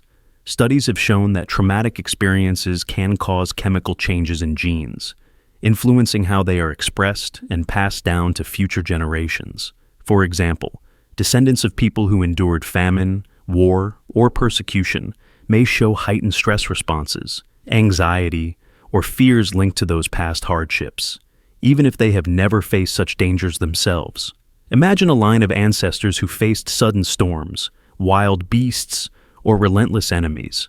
Their fear was real, immediate, and life-saving. Those feelings could have imprinted on their genetic code, silently carried forward through centuries, waiting to awaken in you as a sudden sense of dread, a flicker of panic unanchored to your own life. This inherited fear is not a curse, but a survival mechanism, a gift from those who fought to live another day. It's a biological memory that helps keep you alert, cautious, and prepared, even when the original threat is long gone. Yet, it also challenges our understanding of individuality and free will. How much of what we feel is truly our own? How much is a resonance of past lives layered beneath our consciousness? Stories abound of people reacting with inexplicable terror to places, sounds, or situations they have never encountered. A sudden aversion to water, a phobia of heights, or an intense unease in certain environments might be more than coincidence. They may be the genetic memory overlay manifesting, bridging time and experience through the delicate threads of biology. This phenomenon blurs the boundary between past and present, between self and ancestry. It invites us to see our fears not as isolated anomalies, but as inherited fragments of a shared human journey. Each pang of fear, each instinctive reaction becomes a message, a whisper from those who came before, reminding us of the battles they fought and the lives they preserved. Understanding the genetic memory overlay deepens our compassion for ourselves and others. It reveals that beneath the surface of our emotions lies a profound connection, a tapestry woven through time by countless hands and hearts. When you feel that sudden fear, unknown and unbidden, recognize it as part of this ancient dialogue, a living testament to survival, resilience, and the enduring power of memory carried not just in mind, but in molecule. So the next time fear rises without cause, pause and listen. It may not be yours alone. It may be the voice of ancestors echoing through the corridors of your DNA, urging you to remember what was lost and to carry forward what must never be forgotten. The emotion before the event. You feel it first, a sudden aching loss that arrives without warning, without cause. It settles deep in your chest, a hollow space carved out by a sorrow you cannot yet name. Nothing has changed. no farewell spoken, no door closed. Yet the grief is real, palpable, undeniable. How can loss come before loss? How can the heart break in anticipation of a pain not yet lived? This sensation is more common than we realize, a premonition of sorrow, an emotional shadow cast ahead of an event yet to unfold, sometimes called anticipatory grief. It is the mind and body's way of bracing for what is to come, of feeling the weight of absence before it arrives. But what if it runs even deeper than that? What if the memory of loss already exists within you, waiting in silent readiness for the moment when reality finally catches up? The mind is a vast landscape where time folds and folds again. Memory is not linear, but layered, complex, and sometimes paradoxical. It can contain fragments of futures not yet lived, emotions unclaimed but ready, like seeds beneath the soil waiting to bloom. The feeling of loss before the event is a glimpse into this temporal mystery, a preloaded sorrow encoded somewhere in your being, poised to resonate when the moment arrives. Scientists have begun to explore how the brain anticipates and simulates future events, preparing emotional responses as if they have already occurred. Neural pathways activate in advance, rehearsing grief, joy, or fear, blurring the line between what is remembered and what is expected. It's as though the heart remembers before the mind understands, carrying a prophecy written in feeling. There are stories of people who experience loss in dreams or sudden pangs of grief without clear cause, only to later learn of an actual loss that aligns uncannily with those emotions. It raises profound questions about the nature of memory and time itself. Could memories of the future exist, waiting to be anchored by the unfolding of events? In a deeper sense, this phenomenon reflects our connection to the collective web of human experience. We are not isolated beings, but part of a vast emotional ecosystem where past, present, and future intertwine. The grief that comes before loss might be the soul's way of tuning itself to the inevitable, of holding space for what must be felt even before it is lived. Living with the emotion before the event is both a gift and a burden. It allows for profound empathy, a deepening of awareness, a preparedness of the heart. Yet, it also carries the weight of anticipation, a longing for resolution that is still out of reach. To hold this feeling without explanation is to dwell in the liminal space between certainty and mystery. So when that unbidden loss arises, before any visible change, listen closely. It is not a mistake, nor a false alarm. It is a whispered truth, a silent echo from within. The memory waiting inside you is real, even if the event has yet to unfold. It is a part of the story written in the fabric of your being, a testament to the profound and mysterious ways in which we experience time, memory, and the heart's enduring capacity to feel beyond the present. The confabulated clarity trap. You recount an old memory with vivid detail, each piece fitting together like a crystal-clear puzzle. The faces, the places, the emotions, they seem precise, undeniable. You speak with confidence, certain of the sequence and meaning, convinced that what you remember is the truth. Yet, science tells a different story. It reveals that memories are not static recordings, but dynamic reconstructions, fragile, malleable, and often fabricated to fill the gaps left by time and forgetting. This is the confabulated clarity trap. What you believe to be crystal logic may be a well-crafted narrative your mind has assembled, an elegant explanation to make sense of fragments, shadows, and silences in your recollections. It smooths rough edges, fills in blanks, and rationalizes contradictions, creating a version of the past that feels real and true. Imagine recalling a childhood event. You remember where you were, who was there, what was said, but perhaps parts of that memory were never experienced as you now tell them. Maybe the emotions were intensified, the dialogue invented, or details borrowed from stories you heard later. Your mind fashions a narrative that fits your current understanding and needs, a memory sculpted by both fact and fiction. This trap is deceptively convincing because it provides clarity. We prefer stories that make sense. Confabulation offers certainty in the face of uncertainty. It gives us a stable identity, a coherent personal history, but it also challenges the very nature of reality as we perceive it. If memories can be fabricated without our awareness, then how much of our past is genuinely ours? How much is constructed after the fact? Neuroscience sheds light on this phenomenon. Studies show that the hippocampus and prefrontal cortex work together to retrieve and reconstruct memories, not merely replay them.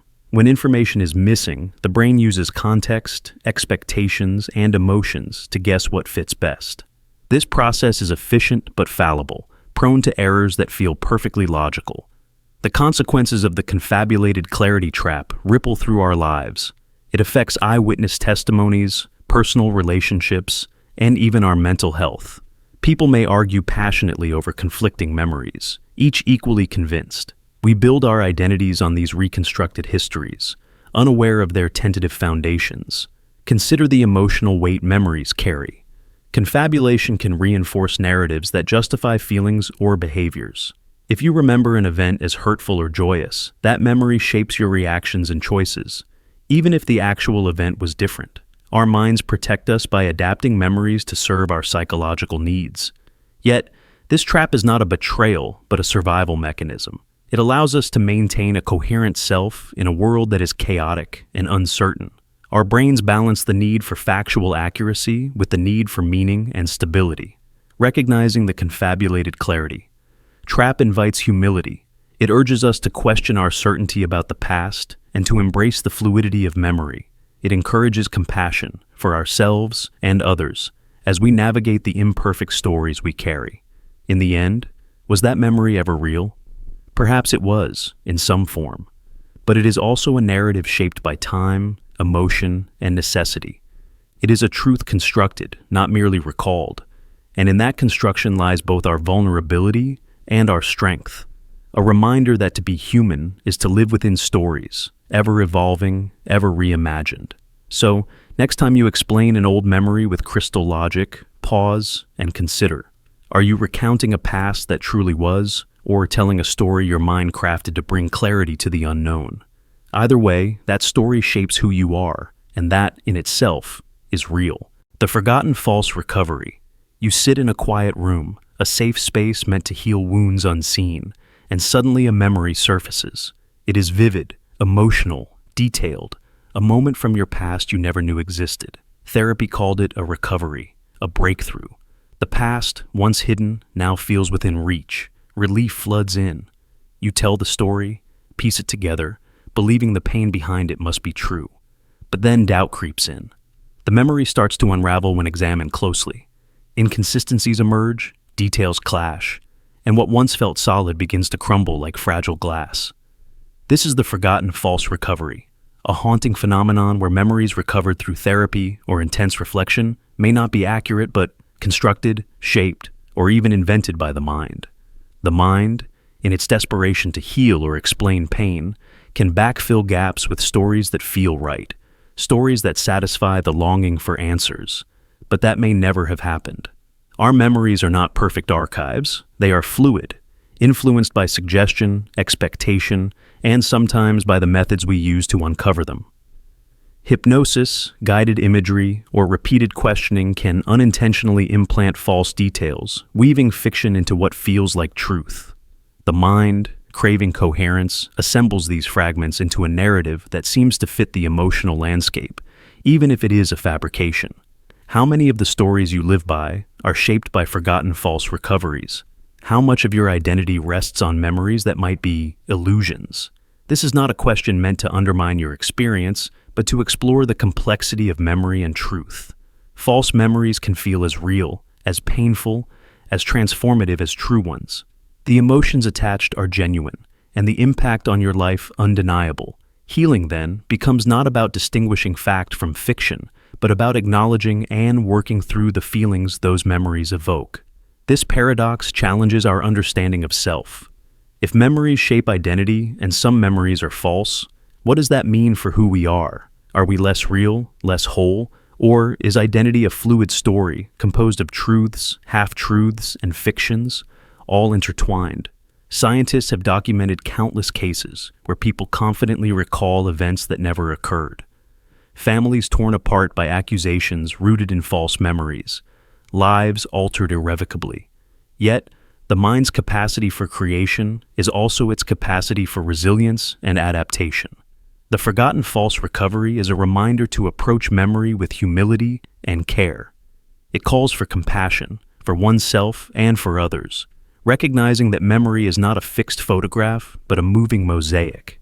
So, when a recovered memory begins to unravel, do not rush to reject it or yourself.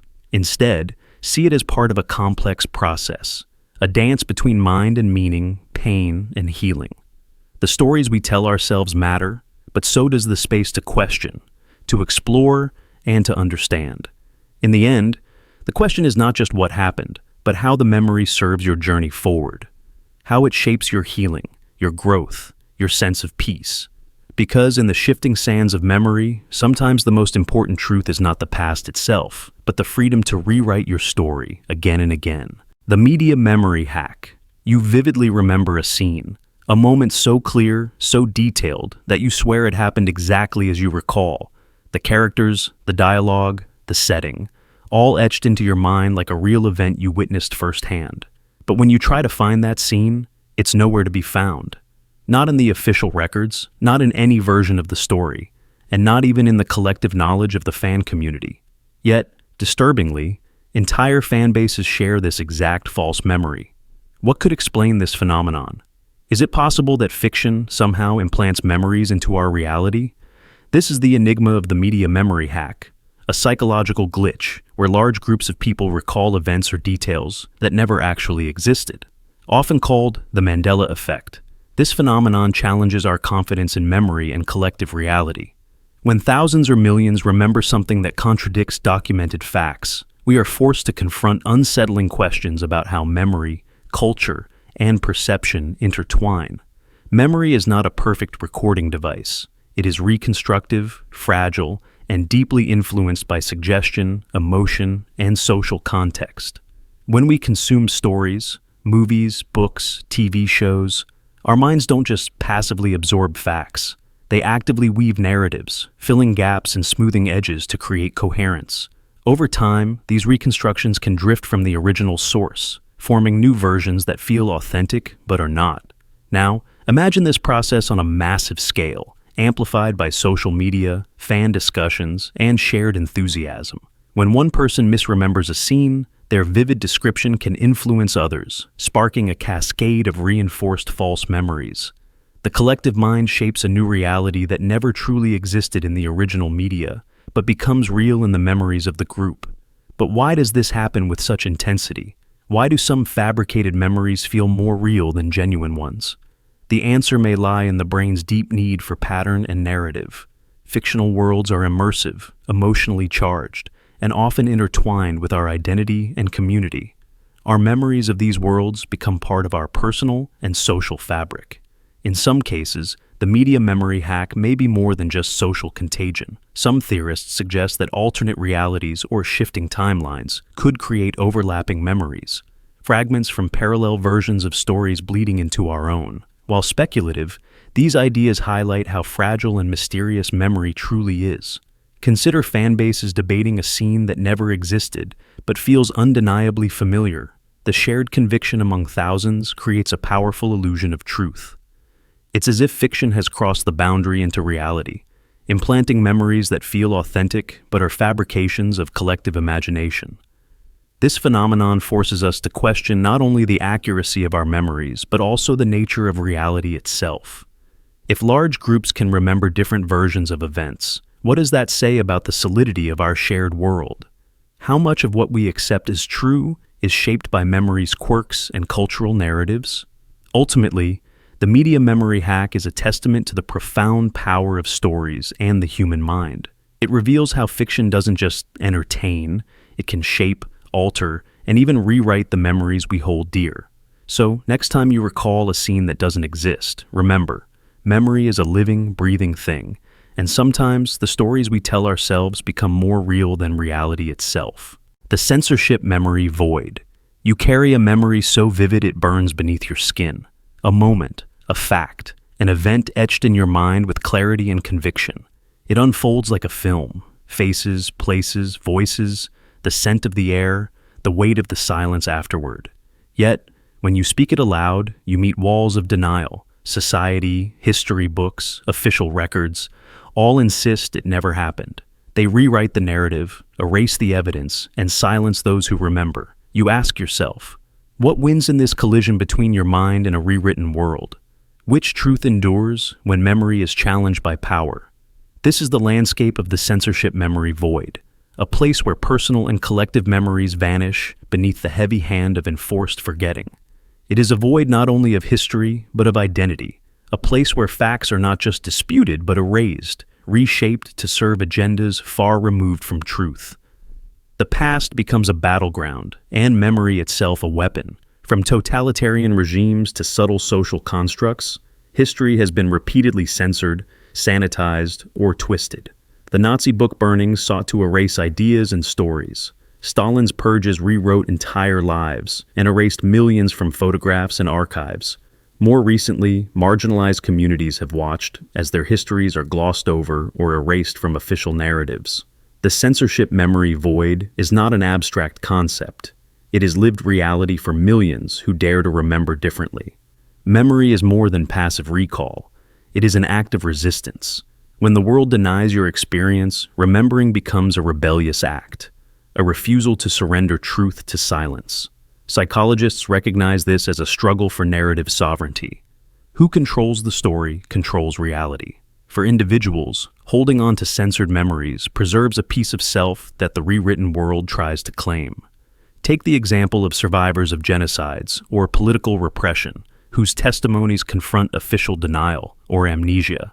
Their memories, painful, haunting, unwavering, stand against a tide of forgetting imposed by governments or societies eager to move on, to rewrite, or to hide inconvenient truths. The memories of the Armenian genocide, the Cambodian killing fields, or the forced disappearances in Latin America have long battled with censorship and denial. Survivors carry those memories as sacred legacies, even when the world tries to erase their existence. The void also reaches into everyday lives. Stories of communities erased from textbooks, languages suppressed, cultural practices forbidden. When a society rewrites its history to exclude certain groups, it fractures the collective memory, leaving gaps that breed confusion, loss, and alienation.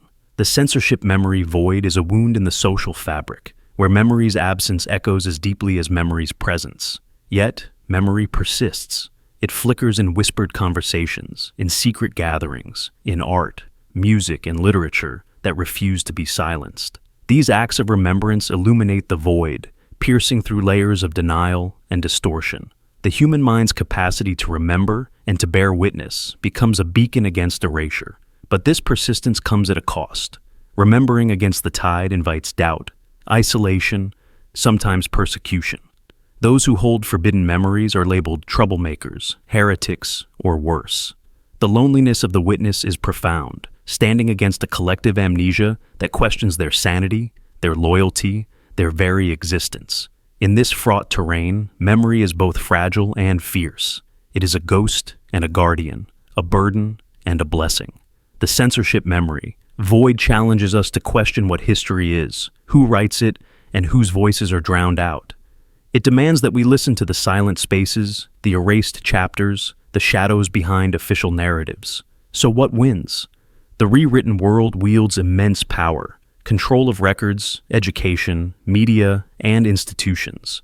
It crafts realities that shape perceptions and futures, but it cannot fully extinguish the ember of memory burning in those who lived the truth.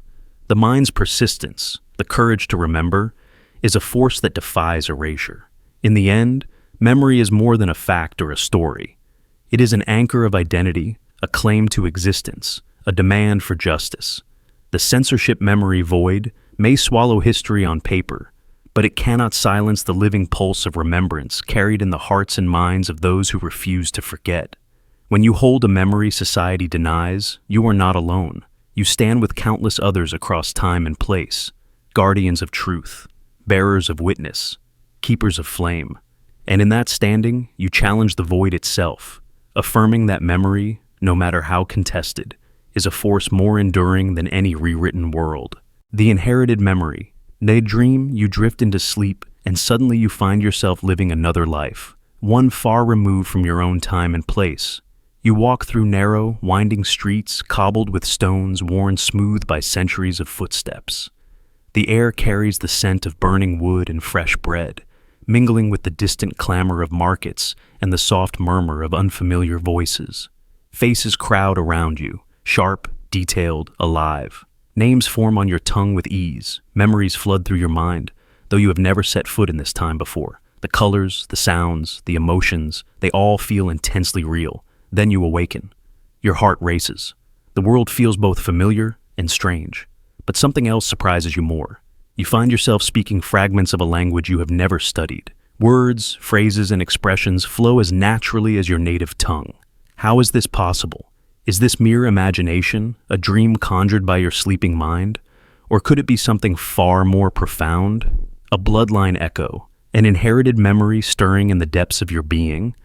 This phenomenon, often called the inherited memory dream, challenges everything we think we know about memory, identity, and the boundaries of consciousness. We like to believe that our memories belong solely to us, tied only to the events we have personally lived through. Yet, across cultures and centuries, there are whispers and stories of dreams that connect us to ancestors, to forgotten lives, to histories buried deep in our blood. Imagine for a moment a person dreaming vividly of a life in 17th century France.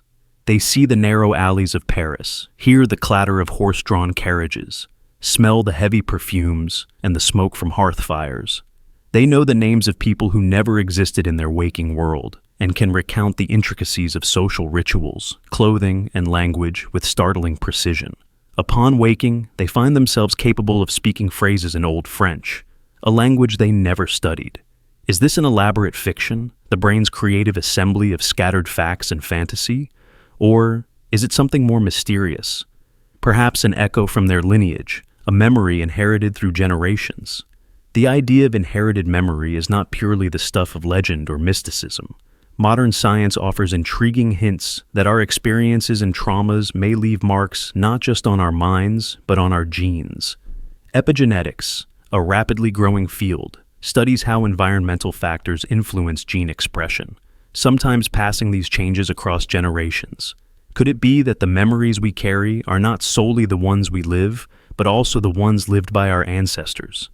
Could our subconscious tap into these inherited traces during sleep, weaving them into dreams that feel like other lives? This concept disrupts the neat lines we draw around the self. It suggests that identity is not isolated within the confines of a single lifetime, but is a vast layered tapestry, woven from countless lives across time. When you dream of a past life in detail, your mind may be reaching across that tapestry, pulling at threads anchored deep in your family's history. Consider cases reported by people who, without any prior exposure, suddenly speak words or phrases in a language unknown to them upon waking. These aren't mere coincidences or fleeting illusions. The linguistic structures can be complex, often matching archaic or extinct dialects closely linked to their ancestors' origins. Such experiences challenge our understanding of how memory and language work. They hint at the possibility that knowledge, like DNA, might be transmitted through subtle, biochemical means. Beyond language, the emotions and sensory details in these dreams can be overwhelmingly vivid. The weight of a borrowed life presses down, offering insights into joys, sorrows, fears, and loves that transcend your current existence. It's as if your soul, or some core aspect of your being, carries these experiences folded within, waiting for the right moment to surface. Skeptics argue that these dreams are the product of imagination, constructed from cultural knowledge, stories, or fragments picked up unconsciously. After all, the brain is a master fabricator, capable of creating lifelike scenes from the smallest seeds of information. Yet, the emotional intensity, the accuracy of historical details, and the spontaneous emergence of forgotten languages often defy easy explanation. There is also the question of purpose. Why would such memories emerge now, in dreams? Some theorists suggest they serve as guides, messages from the past helping us navigate present challenges, heal wounds, or reconnect with lost parts of ourselves. The inherited memories might be calls to awaken dormant potential, or warnings from the experiences of those who came before. This notion resonates deeply with the ancient belief in ancestral wisdom and the spiritual continuity of life. Many indigenous cultures honor dreams as portals to collective memory, where the veil between the living and the dead thins, allowing communication across generations. They see these inherited dreams not as random or accidental, but as sacred threads binding family, culture, and time. In the modern world, the inherited memory, Dream invites us to reconsider our relationship with history and heritage. It asks us to listen carefully to the stories our dreams tell, to honor their emotional truths, and to embrace the possibility that we are more than the sum of our waking experiences. When you awaken speaking a language unknown yet somehow native, when a dream paints a life not your own, with such detail it haunts your waking hours, you are glimpsing a profound mystery, one where memory, identity, and time intertwine in ways that transcend our usual understanding. You are not merely imagining, you are touching the echoes of your bloodline. You are carrying forward the silent stories etched into the very fabric of your being, stories that have traveled across centuries, preserved in the folds of your DNA, waiting to be spoken once more. And in that moment, as dream and waking merge, you become both the present and the past, an embodiment of continuity, a living bridge between what was and what is. The inherited memory dream challenges us to embrace mystery with awe, to recognize that the roots of our identity run deep, tangled in the rich soil of generations before us. It reveals that memory is not only personal but collective, a river flowing endlessly through time, carrying the voices, languages, and lives of those who came before us. So, the next time you find yourself dreaming a life not your own, waking to words you cannot explain, listen closely.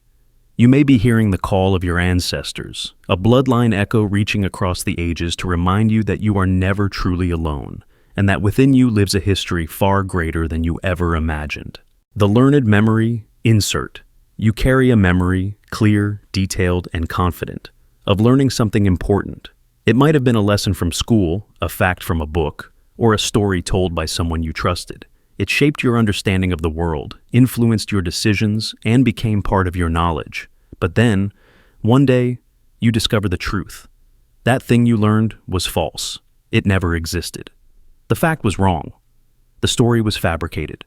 The certainty you held was built on a lie. This is the learned memory insert, a subtle, often overlooked phenomenon where false information embeds itself into your memory as if it were real knowledge. It's more than just a simple mistake or forgotten detail. It's a crafted belief, absorbed and mastered, carried with confidence for years, shaping how you see reality. How does this happen? Our minds are built to learn, to absorb patterns, to trust authority. When we're taught something, especially repeatedly, it becomes part of our mental framework. But the sources of knowledge, books, teachers, media, even friends, can be flawed. Sometimes facts are outdated, distorted, or entirely invented. And yet, once the mind accepts these details, it rarely questions them again. They become fixed points in the vast landscape of memory. Imagine a child taught a myth as history, or a scientific fact later disproven, or a social norm presented as unchangeable truth. That knowledge becomes a lens through which the world is understood. The learned memory insert doesn't just fill a gap. It builds a foundation, sometimes unstable, sometimes misleading, but firmly in place. The implications ripple far beyond trivia. When falsehoods lodge themselves in memory, they influence decisions, beliefs, and behaviors. They affect how you judge others, how you assess risks, what you value. The impact is profound because memory and knowledge are intertwined. The past informs the present, and the stories we believe shape our reality. Consider how misinformation spreads today, through social media, conversations, even well-meaning education. Each new false fact is a potential learned memory insert, quietly rewriting the scripts in minds around the world. The collective memory of society itself becomes vulnerable to distortion. But this phenomenon also reveals the flexibility and adaptability of the human mind. Memories and knowledge are not static. They evolve. When confronted with truth, many people adjust, relearn, unlearn. Yet, some false memories cling stubbornly, protected by emotion, identity, or repeated reinforcement. So, what else have you mastered that never existed? How many learned memory inserts shape your understanding without your knowing? This question is not meant to breed doubt, but curiosity and humility. The mind's willingness to accept and internalize information is a strength. It allows learning, growth, and connection. But it also requires vigilance and openness to revision, to question what we know, to seek evidence, to embrace change. Your memories of learning, whether true or false, are part of your story. They show how you've grown, what you've believed, and how you navigate the world. Recognizing the possibility of learned memory inserts doesn't diminish your wisdom, it enriches it. It invites you to explore your knowledge with fresh eyes, to uncover hidden assumptions, and to celebrate the ongoing journey of discovery. Because memory and truth are not fixed destinations, but ever-changing landscapes, shaped by the stories we tell and the truths we choose to embrace. The archive room and Mirage. You step through the doorway in your mind, into a room that no one else remembers. It's not on any map, no photograph captures its walls, and those around you insist it never existed.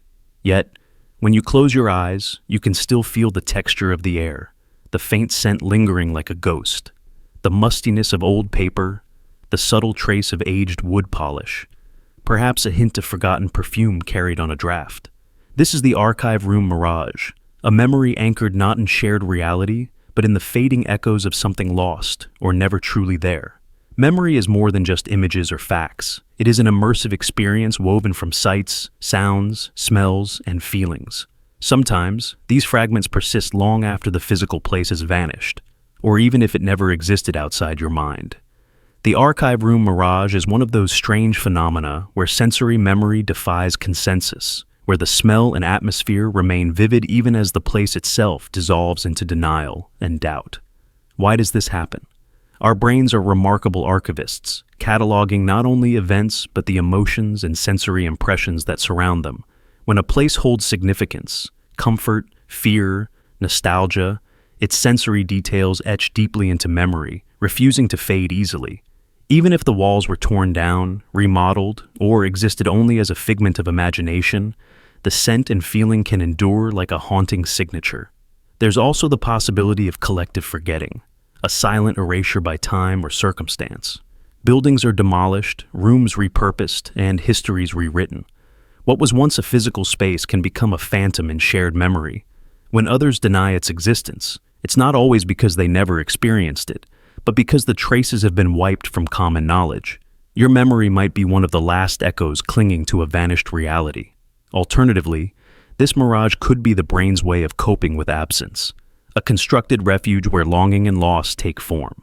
The archive room might represent something deeper than bricks and mortar, a symbol of forgotten knowledge, hidden truths, or a fragment of your past identity trying to surface. Sensory memories like smell are especially potent, tied intimately to the limbic system, the brain's emotional core. A scent can trigger a flood of memories, emotions, and sensations, far more powerfully than a simple image. That lingering smell in your mind is a bridge to a time and place others can't reach, a private archive of experience stored beyond words. The archive room Mirage challenges our trust in collective reality. If a room can vanish from everyone else's memory, yet persist in yours, what does that say about the fragility of shared history? How many other places, moments, or stories have slipped away, leaving only scattered sensory ghosts behind? In the quiet of your mind, the archive room waits, not as a contradiction, but as a testament to the layered complexity of memory. It reminds us that reality is not always fixed, but a shifting mosaic shaped by perception, emotion, and the fragile threads that bind us to our past. So, when you smell that forgotten scent again, breathe it in fully. It is a whisper from the depths of memory, a room that once was, or perhaps only ever existed in the archive of your mind, reminding you that some places live on, not in walls or records, but in the intimate senses of those who remember. The personality-memory merge. You wake up one morning with a strange sensation, a feeling so disorienting that it clutches at the very fabric of your identity. You swear you were someone else before, not just a different version of yourself, but an entirely different person. Your memories, vivid, raw, undeniable, belong to that other self. But when you look into the mirror, the reflection is alien. The face staring back feels like a stranger, and the life you remember no longer fits. How is this possible? How can the mind harbor memories of a self that no longer exists, while the present refuses to acknowledge them? Is it a fracture in time, a glitch in consciousness, or something even deeper? Something we barely understand about the nature of identity itself? Memory is our tether to who we are, or at least who we believe we are. It stitches together moments, feelings, and experiences into a continuous thread. But what if that thread unravels? What if parts of it belong to someone else, or to a version of you that has been overwritten, edited, or erased? This is not just the realm of science fiction or fantasy.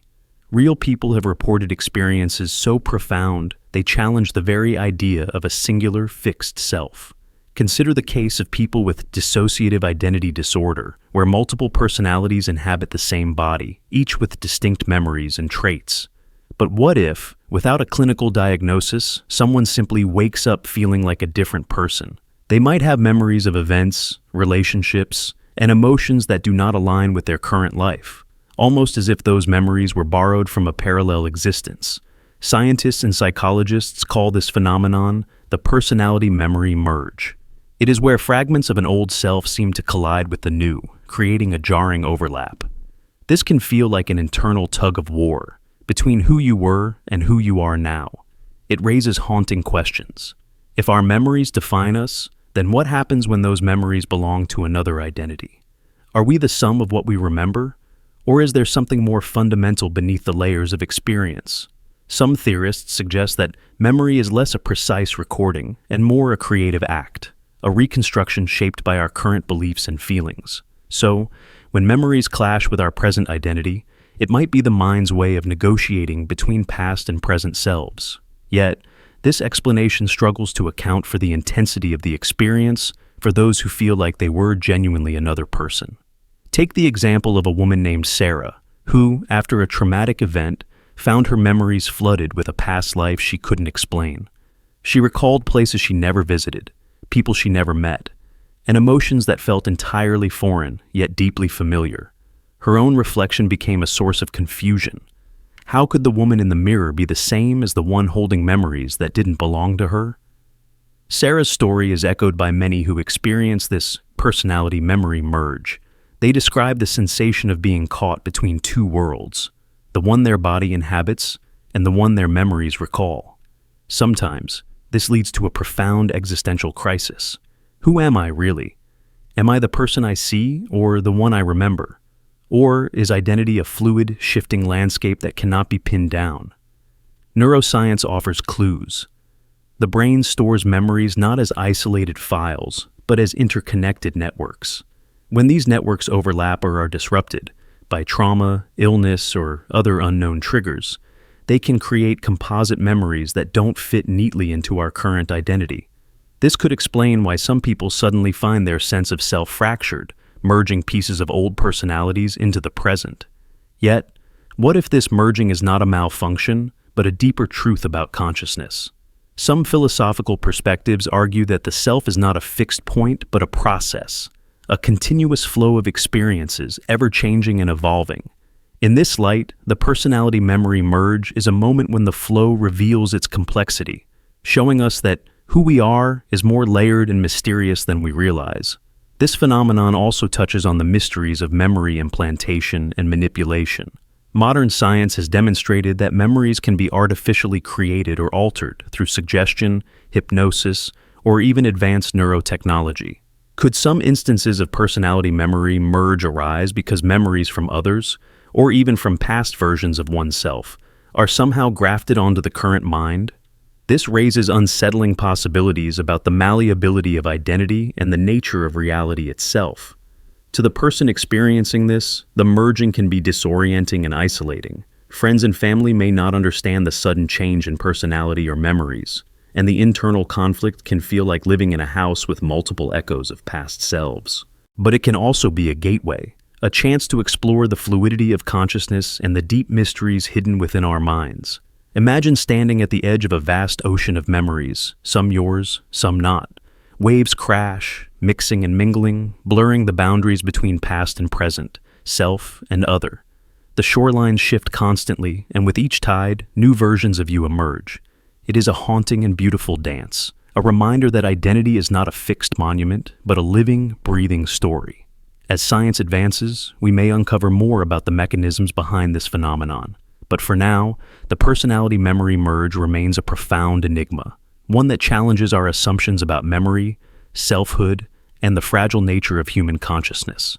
It whispers a quiet truth, that inside each of us there are many selves waiting to be discovered, merged, or perhaps reborn.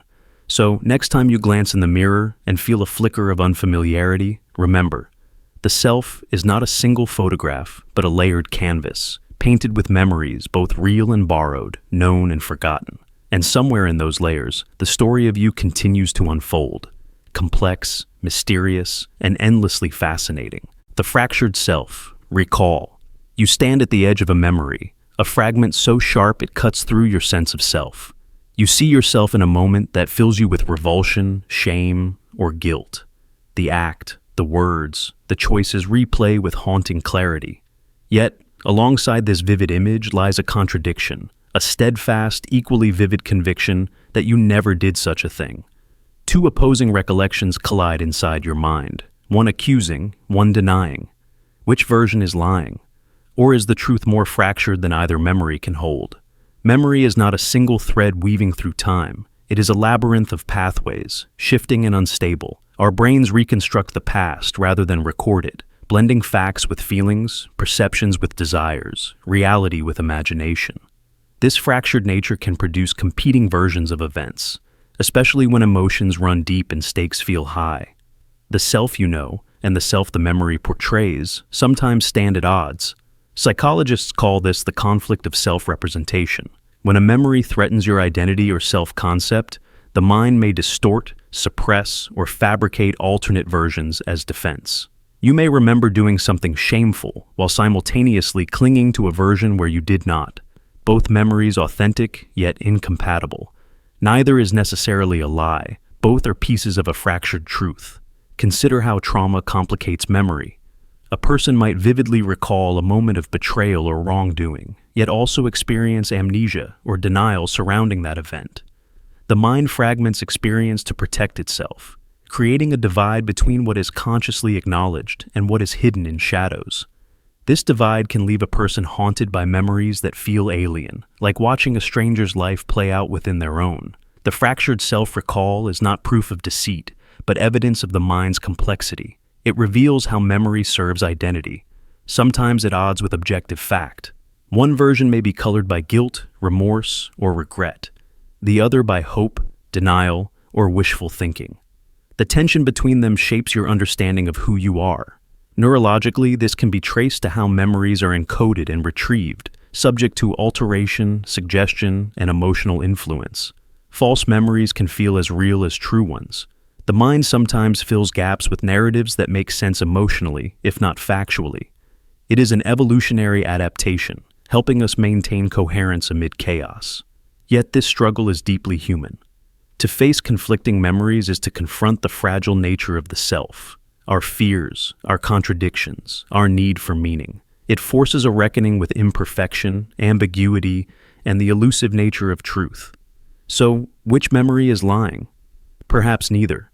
Perhaps both are fragments of a fractured whole, pieces of a story too complex for simple truth or falsehood. The fractured self-recall invites us to embrace uncertainty, to question the solidity of our own histories, and to find compassion for the parts of ourselves that remain unknowable. In the end, memory is not just about what happened. It is about who we are and who we choose to be. To live with fractured memories is to live with the mystery of self, ever-shifting, imperfect, yet deeply real. The random insert effect. You hold a memory, simple, ordinary at first glance, a teacher's face, the worn surface of a favorite toy, the winding streets of a small town. But when you try to place these details in reality, something strange emerges. There is no record, no photograph, no historical trace. No one else recalls these things. They seem to exist outside documented time and space. Yet, the textures, the colors, the sounds in your mind are so vivid, so palpably real, that doubt feels impossible. This is the random insert effect, a phenomenon where memories appear fully formed and deeply detailed, but refuse to align with any verifiable reality. These fragments crash into your consciousness like unexpected guests, familiar and foreign all at once, demanding recognition without explanation. How can the mind conjure such precise images of places and people that seem to have no grounding? The textures of cracked paint on a toy, the scent of chalk dust in a forgotten classroom, These sensory details feel more than imagined. They are impressions, rich and layered, as though borrowed from another timeline, another version of your life. Memory, as we understand it, is fallible and reconstructive. Our brains do not record life perfectly. Instead, they piece together moments from fragments, often blending fact with fiction. But the random insert effect goes beyond ordinary false memories or confabulations. It suggests a deeper mystery, that our minds might tap into layers of experience beyond our conscious past. Some researchers propose that these vivid inserts may be echoes from parallel realities or alternate histories, glimpses into lives lived on different paths, overlapping with our own in subtle, inexplicable ways. Others see them as symbolic messages, expressions of the subconscious mind's attempts to communicate unmet needs, unresolved emotions, or hidden truths. Imagine recalling a small town with a lake, a wooden bridge, and a schoolhouse where you once learned. You search history, archives, family stories, nothing matches. Yet you remember the coolness of the water, the creak of the bridge planks, the kind eyes of a teacher who smiled at you. The memory's texture is undeniable, yet its source remains elusive. The emotional pull of these memories is powerful. They can inspire nostalgia for places never visited, grief for losses never experienced, or longing for connections never made. They challenge our understanding of reality and invite us to question the boundaries between imagination, memory, and existence. This effect raises profound questions about identity. If memories shape who we are, what does it mean when parts of our remembered past are untethered from reality? Are these fragments false? Or are they pieces of a larger hidden puzzle, windows into the mysteries of consciousness and time? The random insert effect reminds us that the mind is both creator and explorer. It holds stories beyond our waking comprehension, stories that may originate from deep within, from collective human experience, or even from dimensions we have yet to understand. When you find yourself haunted by memories of a teacher, a toy, or a town that no record confirms, do not dismiss them as mere error. Instead, honor their vividness.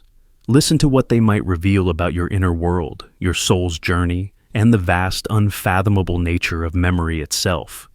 These inserted fragments are whispers from the unknown, enigmatic echoes that beckon us to explore the hidden realms within and beyond our minds, where reality is fluid and memory is a bridge between worlds. The artificial childhood construct. You slip into a quiet moment, and suddenly your childhood appears, not as a vivid personal tapestry, but as a collection of stories, scenes, and feelings that feel oddly borrowed. The memories you once held as deeply yours now seem like fragments pieced together from elsewhere, recycled tales stitched with invisible thread to hold your sense of self intact. You begin to wonder, what if none of these stories truly belong to you? What if your childhood, the foundation of your identity, is an artificial construct? Memory is a fragile, malleable thing. It is not a precise record, but a patchwork quilt, woven from moments you lived, stories you heard, images you absorbed, and emotions you carried. The mind seeks coherence, craving a continuous narrative to anchor your identity. But sometimes, when gaps appear, it fills them, not with fact, but with familiar tales recycled from family anecdotes, cultural myths, or even your own imagination. This phenomenon, which psychologists call the artificial childhood construct, reveals how your earliest years can be less about pure experience and more about curated narrative stability. When you recall your first birthday, the trip to the park, or the classroom moment that defined you, you might be remembering versions shaped by photos, conversations, or the way those stories were told repeatedly until they became your own. Imagine your childhood as a mosaic made of borrowed tiles. Some are genuine shards of your experience. Others are handed-down pieces, worn smooth by repetition, their edges fitting neatly with the rest. The overall picture looks seamless, but up close, the varied origins become apparent. Why does this happen? The mind needs a story, an identity. In the absence of complete, clear memories, it borrows narratives to fill the void, ensuring you have a coherent self to carry forward. This process isn't deception, it's survival. It protects you from fragmentation, giving meaning to the chaos of early life and the imperfect nature of memory. Yet, this realization can be disorienting.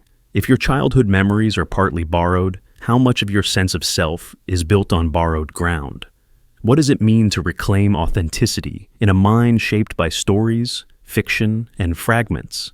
The artificial childhood construct challenges the notion of a fixed, singular past. It suggests identity is fluid, constructed, and deeply social. Your memories intertwine with the narratives of those around you, the family, the community, the culture. You are not just a solitary witness, but part of a larger story that shapes and reshapes your sense of who you are. This insight can be freeing. It means you are not confined to a rigid past, but participate in an ongoing process of creation. You can question, reinterpret, and rewrite your story. You can seek the moments that resonate truly with your inner self and let go of those that feel imposed. Therapy and self-reflection can help distinguish authentic memories from borrowed ones, but even borrowed stories have power. They connect you to others, to history, to culture. They are part of the fabric of your life, even if their origins are not purely your own. So when your childhood feels like a patchwork, remember that identity is not about perfect originality, but about coherence and meaning. Your story, however constructed, is real because it is lived in your mind, your heart, your relationships. The artificial childhood construct invites you to embrace the complexity of memory, the blending of fact and fiction, and the beautiful imperfection of human identity. Because in the end, who we are is less about isolated memories and more about the stories we carry, share, and create anew. The emotionless event. Recall. You remember something vividly, every detail sharp, every image clear. But when you reach for the feeling, there is nothing. No warmth, no sadness, no joy, no fear. Just emptiness. It's a memory untethered from emotion, a stark scene playing in your mind like a silent film. Impossible to forget, yet strangely devoid of life. How can this be? If memories need emotion to root themselves in our consciousness, then why hasn't this one faded away into the shadows? Emotion is the glue that binds memory to our being.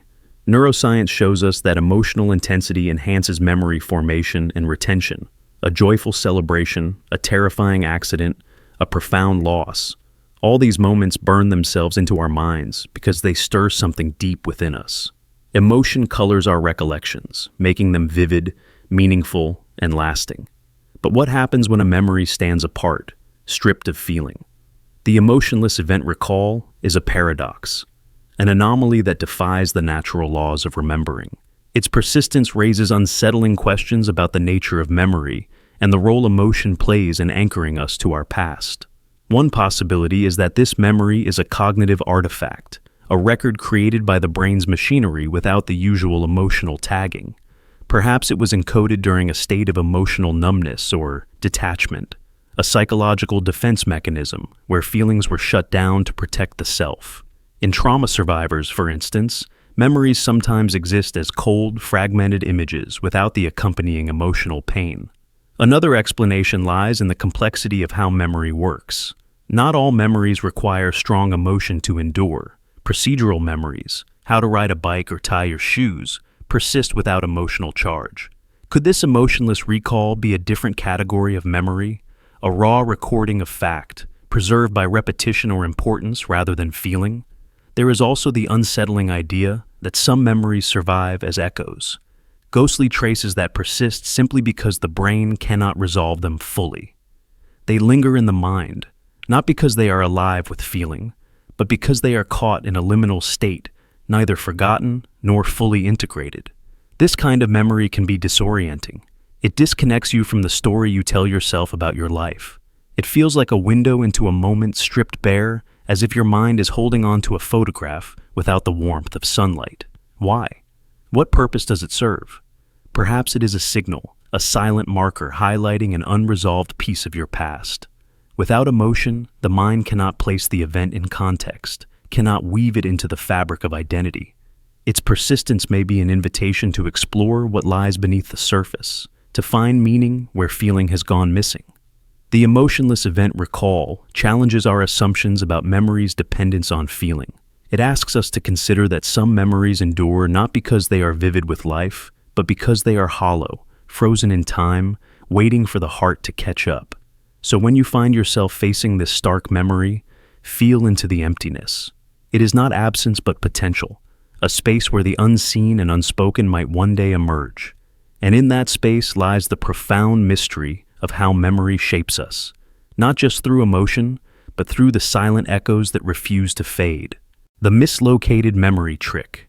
You remember the evening clearly, the laughter, the warmth of the fire, the scent of old wood mingling with the faint aroma of cinnamon. You recall sitting on the worn couch, the creak of the floor beneath your feet, the faces of friends gathered close. It all feels so vivid, so real. Yet, when you mention the memory aloud, someone shakes their head gently and says, "That wasn't at my house, it happened at mine." Suddenly the certainty shatters. You replay the scene, the walls shifting places, the furniture rearranging themselves in your mind. How could your brain have placed such a detailed memory in the wrong house? Why did it mislocate the very setting of an event you hold on to so tightly? This is the mislocated memory trick, an unsettling quirk of the human mind that shows how our memories are not flawless recordings, but malleable stories, edited and reshaped without our conscious consent. Our brains do not store memories like files neatly filed in drawers. Instead, memories are reconstructed each time we recall them, pieced together from fragments of sights, sounds, feelings, and context. In this intricate process, sometimes the framework, the where and when, gets swapped, misplaced, or blended with another memory altogether. Why does this happen? The brain prioritizes meaning and emotion over strict accuracy. It cares less about the exact room or street and more about the feelings attached to the event, the joy, the fear, the connection. When two memories share similar emotions or details, the brain can confuse their locations, merging elements into a single altered memory. Think about the last time you recalled a conversation. Were you certain where it happened? Sometimes the mind borrows the setting from a different day or a different place that feels similar, creating a seamless but inaccurate scene. This trick plays with our sense of reality and trust in our own minds. It can cause arguments, doubts, and a deep unease when what we hold as true is questioned by others. Yet, it also reveals the creative, adaptive nature of memory, a system designed not for perfect preservation, but for survival, social bonding, and meaning-making. In one study, participants were shown the same event, but told it occurred in different locations. Over time, many began to remember the event in the location suggested by the experimenter, demonstrating how easily memory's context can shift. This mislocation can have profound consequences beyond mere confusion. Eyewitness testimonies, for instance, rely heavily on accurate memory of place and time. When memories are misplaced, justice can be compromised. But the mislocated memory trick also teaches us humility. It reminds us that memory is not a camera, but a storyteller, sometimes rewriting the past to fit the present. So, next time you feel sure about where something happened, pause and ask, is this a memory or a story your mind has carefully edited? Because in the dance between reality and recollection, location can slip through our fingers, leaving behind only a feeling, a fragment, a ghost of a place that never quite was. The suppressed memory flash. You feel it. A sudden flash in the depths of your mind. A dark fragment, a shadowed glimpse that surges forward unbidden, then slips away before it fully forms. It's a flicker of something buried, a name, a face, a place, a feeling. The kind of memory that unsettles you with its intensity and mystery, but just as quickly as it comes, it fades, elusive, fragmented, incomplete. You wonder, was this a recovered memory breaking through the silence, or a shadowy construction born from your mind's own restless grasping for meaning? The suppressed memory flash is a haunting phenomenon. Sitting at the crossroads of psychology and the mind's hidden depths, our memories are not locked boxes waiting to be opened. They are living processes woven from perception, emotion, and narrative. When we try to recall the past, we do not simply retrieve facts, we reconstruct them, blending fragments with imagination, suggestion, and emotion. Suppressed memories, those buried beneath layers of trauma, denial, or time, can break through in sudden flashes. These brief illuminations may offer glimpses into hidden truths, long shielded from conscious awareness. But the mind's reconstructive nature means these flashes are fragile, unstable, and sometimes unreliable. The question arises, was the flash a recovered fragment of actual experience, or a creation of the mind's own making? Neuroscience shows that memory retrieval, activates brain regions responsible not only for recall, but also for imagination and prediction. The boundary between remembering and imagining is porous. When confronted with incomplete traces, the mind can fill gaps with constructed images or narratives that feel authentic. This ambiguity can be both a source of healing and confusion. For survivors of trauma, recovered memories may unlock painful truths, providing pathways to understanding and recovery.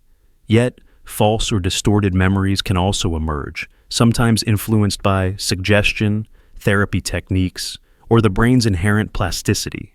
Consider the case of individuals who experience sudden, vivid memories during hypnosis or therapy sessions, memories they had no prior awareness of, often accompanied by intense emotions. Some of these memories correspond to real events, while others are later questioned or disproven. The suppressed memory flash exists in this gray zone, where certainty is elusive. This phenomenon challenges our notions of memory's reliability and the very nature of truth. It reveals memory as a dynamic interplay between past and present, between reality and the mind's creative impulses. The flash is a glimpse into the mind's vast landscape, where hidden corners meet imagination's light. Living with these fleeting, dark flashes is to live with mystery and doubt. It requires courage to face what may be real and humility to accept what may be constructed. It demands a delicate balance between trust in one's own mind and skepticism of its fallibility. Ultimately, the suppressed memory flash is a testament to memory's power and fragility. It reminds us that our past is not a fixed story, but a living narrative, continually reshaped by the mind's searching, questioning, and longing. And in that search, we find both shadows and light, echoes of what was and possibilities of what might be. The mistaken witness implant. You carry a memory, a vivid story stitched into the fabric of your mind. It feels personal, true, and deeply yours. You recall the emotions, the sights, the sounds, as if you lived it firsthand. Yet, the truth is more tangled than you realize. That story was told to you over and over by someone else, so many times that its edges blurred, weaving seamlessly into your own narrative. Now, when you try to separate your memories from theirs, the lines vanish. You can't tell where their story ends and yours begins. This is the mistaken witness implant, a subtle but profound phenomenon where repeated exposure to another's recollections or perspectives embeds itself within your mind, creating memories that feel authentic but are borrowed, not born from your own experience. Human memory is fragile and malleable. It doesn't operate like a perfect recording. Instead, it reconstructs the past from pieces, influenced by suggestion, emotion, and repetition. When a story is told again and again, especially by someone close, a parent, a friend, a witness, it can implant itself into your memory banks, growing roots as if it were your own. Imagine a family tale of a childhood event, a lost pet, a childhood accident, a holiday gone awry. You hear it so many times that you begin to remember it, not as a distant story, but as a lived experience. You recall details, sensations, even conversations that you never actually encountered. The story becomes a shared memory, a collective truth that binds you to others but obscures the line between personal history and inherited narrative.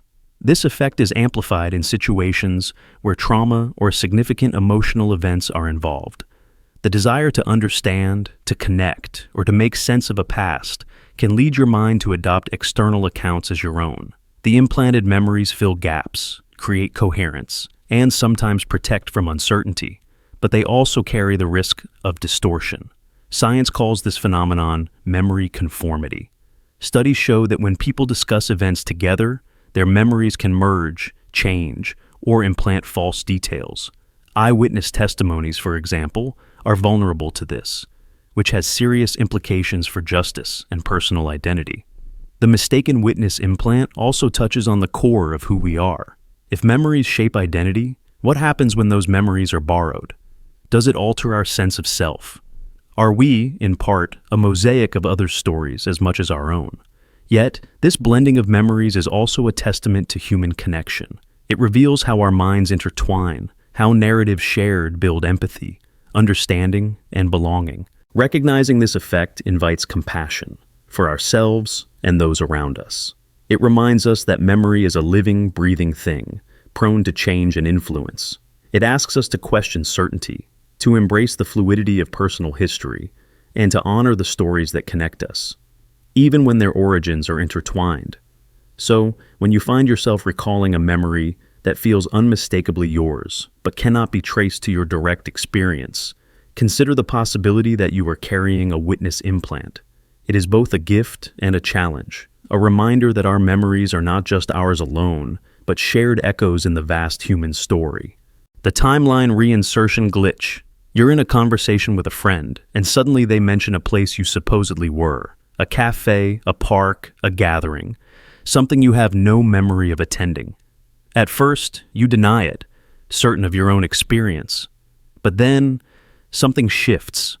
Over time, you begin to see the scene through their eyes. The colors, the sounds, even the scent of the place start to feel familiar. You start to question your own memory. Could you have been there after all? Did you somehow re-enter a moment you thought you missed? This is the timeline reinsertion glitch, a strange cognitive phenomenon where memories from others intertwine with your own, blurring the boundaries of personal experience. When a friend vividly recalls you in a moment absent from your memory, your mind sometimes grafts that memory onto your timeline, as if inserting a missing piece into your personal history. But what does this mean? Did you truly experience that event only to have forgotten it? Or is your mind adapting, creating a memory to align with the shared narrative? The glitch reveals how memory is less like a fixed timeline and more like a dynamic, editable script, sometimes reinserted with scenes you never consciously lived. Memory is not stored in isolation. It is social, woven through conversations, stories, and shared experiences. When a friend recalls an event with you present, their vivid retelling can create a mental imprint strong enough to feel like your own. Your brain, craving coherence and connection, may absorb their memory, effectively rewriting your past. This phenomenon challenges our confidence in memory as a reliable record. It suggests that our personal timelines are porous, open to influence and insertion. The timeline you carry in your mind is not always your own unaltered history, but a composite of interwoven narratives. Consider the implications. If memories can be reinserted, if moments can be retroactively claimed, how do we know what truly happened? How do we separate lived experience from constructed or borrowed scenes? Yet, this glitch also speaks to the deeply social nature of memory and identity. We are not solitary beings with isolated pasts. Our histories are entangled with others, shaped by relationships, conversations, and shared realities. The reinsertion of memories may be a way our minds maintain social bonds, aligning personal narratives with the collective story. This doesn't mean the inserted memories are lies or illusions. They become part of your lived experience, influencing your emotions, decisions, and self-understanding. The past becomes a flexible canvas, painted not only by what you lived, but by what you share. So, when you encounter the timeline reinsertion glitch, and a memory feels borrowed yet real, ask yourself, what does this moment mean to me now? How does it shape my story, my connections, my sense of self? In the end, memory is less about precise facts and more about meaning, connection, and identity. The glitch reveals the fluidity of time in the mind and invites us to embrace the mystery of shared experience, where past and present intertwine in unexpected ways. The Carnival mirror, replay. You reach into your mind, searching for a memory, that one moment you thought was clear, fixed, unchanging. But as you hold it there, something shifts. The colors blur, the edges distort. Details rearrange themselves like pieces of a puzzle that never quite fit the same way twice. This is the phenomenon of memory's fluidity, where each act of recalling doesn't simply retrieve a stored image, but recreates it anew, like a performance played differently each time it's staged. Our memories are not vaults sealed in stone. They are living stories, woven from fragile threads of sensation, emotion, and interpretation. Neuroscience reveals that when we remember, the brain engages in a process called reconsolidation. It reactivates the memory, then restores it, but not before subtly editing the narrative. This means every recollection is also an act of rewriting, a delicate dance where past and present entwine. Imagine a photograph that changes each time you look at it, shadows deepening here, highlights fading there. Perhaps the voice you remember from a conversation sounds softer or harsher. Maybe the expression on a face shifts from anger to sorrow, or a detail you never noticed before suddenly stands out. A scar, a gesture, a whispered word. This mutable nature of memory is the brain's way of making sense, of integrating experience with current understanding and emotional state. Attention is the sculptor of memory. What you focus on, you illuminate. Details that once seemed irrelevant grow sharp and vivid, while others recede into darkness. If your mood is somber, memories may tilt toward loss. If you feel hopeful, they may glow with warmth. The truth you hold is not objective, but filtered through layers of perception, bias, and desire. This process explains why eyewitnesses often contradict one another, why family stories change over generations, and why our own recollections can be so unreliable. It also suggests that memory is less about preserving a fixed past and more about constructing a meaningful narrative for the present. Consider the psychological experiments demonstrating this. Participants who recalled events repeatedly began to incorporate false details introduced subtly by researchers. Their memories shifted, blending fact and fiction until the boundary blurred. In real life, this happens constantly. Conversations, photographs, and emotions all shape how memories evolve. The past, it seems, is not a static landscape but a fluid river, reshaped by the currents of attention and time. This fluidity can be disorienting. If memories change with each recall, how can we trust them? Is there any stable truth beneath the shifting images? Or is reality itself a mosaic of perspectives, with memory as a prism refracting endless variations? Yet, within this uncertainty lies a profound insight into human consciousness. Memory's malleability allows us to heal, to grow, and to reframe our lives. It is a source of creativity, empathy, and resilience. By reshaping memories, we can soften trauma, strengthen bonds, and imagine new possibilities. But there is also a shadow side, the potential for manipulation, distortion, and loss of self. When memories become fluid, so too can identity. If who we are is bound to the stories we tell ourselves, and those stories shift, then identity itself is a dynamic process, constantly rewritten. The Carnival mirror. Replay invites us to embrace this paradox. It asks us to accept that memory is not a mirror reflecting a fixed past, but a carnival mirror, bending, warping, and transforming reality with each glance. The truth of a memory is not a single point but a spectrum, shaped by attention, emotion, and time. So when you recall a moment and find it changed, do not despair or doubt yourself. Instead, recognize that you are engaging in a sacred act of creation, weaving your history, your meaning, yourself, anew. The past is alive, and memory is its storyteller, ever shifting, ever human. In this dance of remembering, the question is not whether memory remains the same twice, but how you choose to hold it, with curiosity, compassion, and awareness of its fragile beauty. Because in the endless carnival of your mind, each memory is a new story waiting to be told. The collapse of continuity. You remember the person you used to be, the dreams you chased, the fears you wrestled with, the laughter that once echoed from your lips. Every fragment of that former self is etched deep inside you, like a familiar song playing softly beneath the noise of today. Yet, when you reach inward, you feel a subtle fracture, a quiet rupture in the flow. You sense it clearly. You are no longer that person.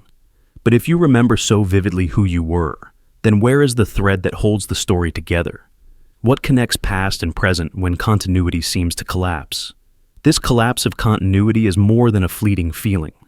It is a profound shift in identity, a moment when the seamless narrative we construct about ourselves starts to unravel. We like to believe that our lives are a continuous thread, woven from one moment to the next, creating a tapestry of who we are. But sometimes, that thread frays, snapping the connection between past and present. Why does this happen? Human consciousness relies heavily on memory and narrative. We build a coherent self by linking memories in a sequence, by telling ourselves a story that makes sense. When memories become fragmented, when emotional or psychological shifts create gaps, that continuity falters.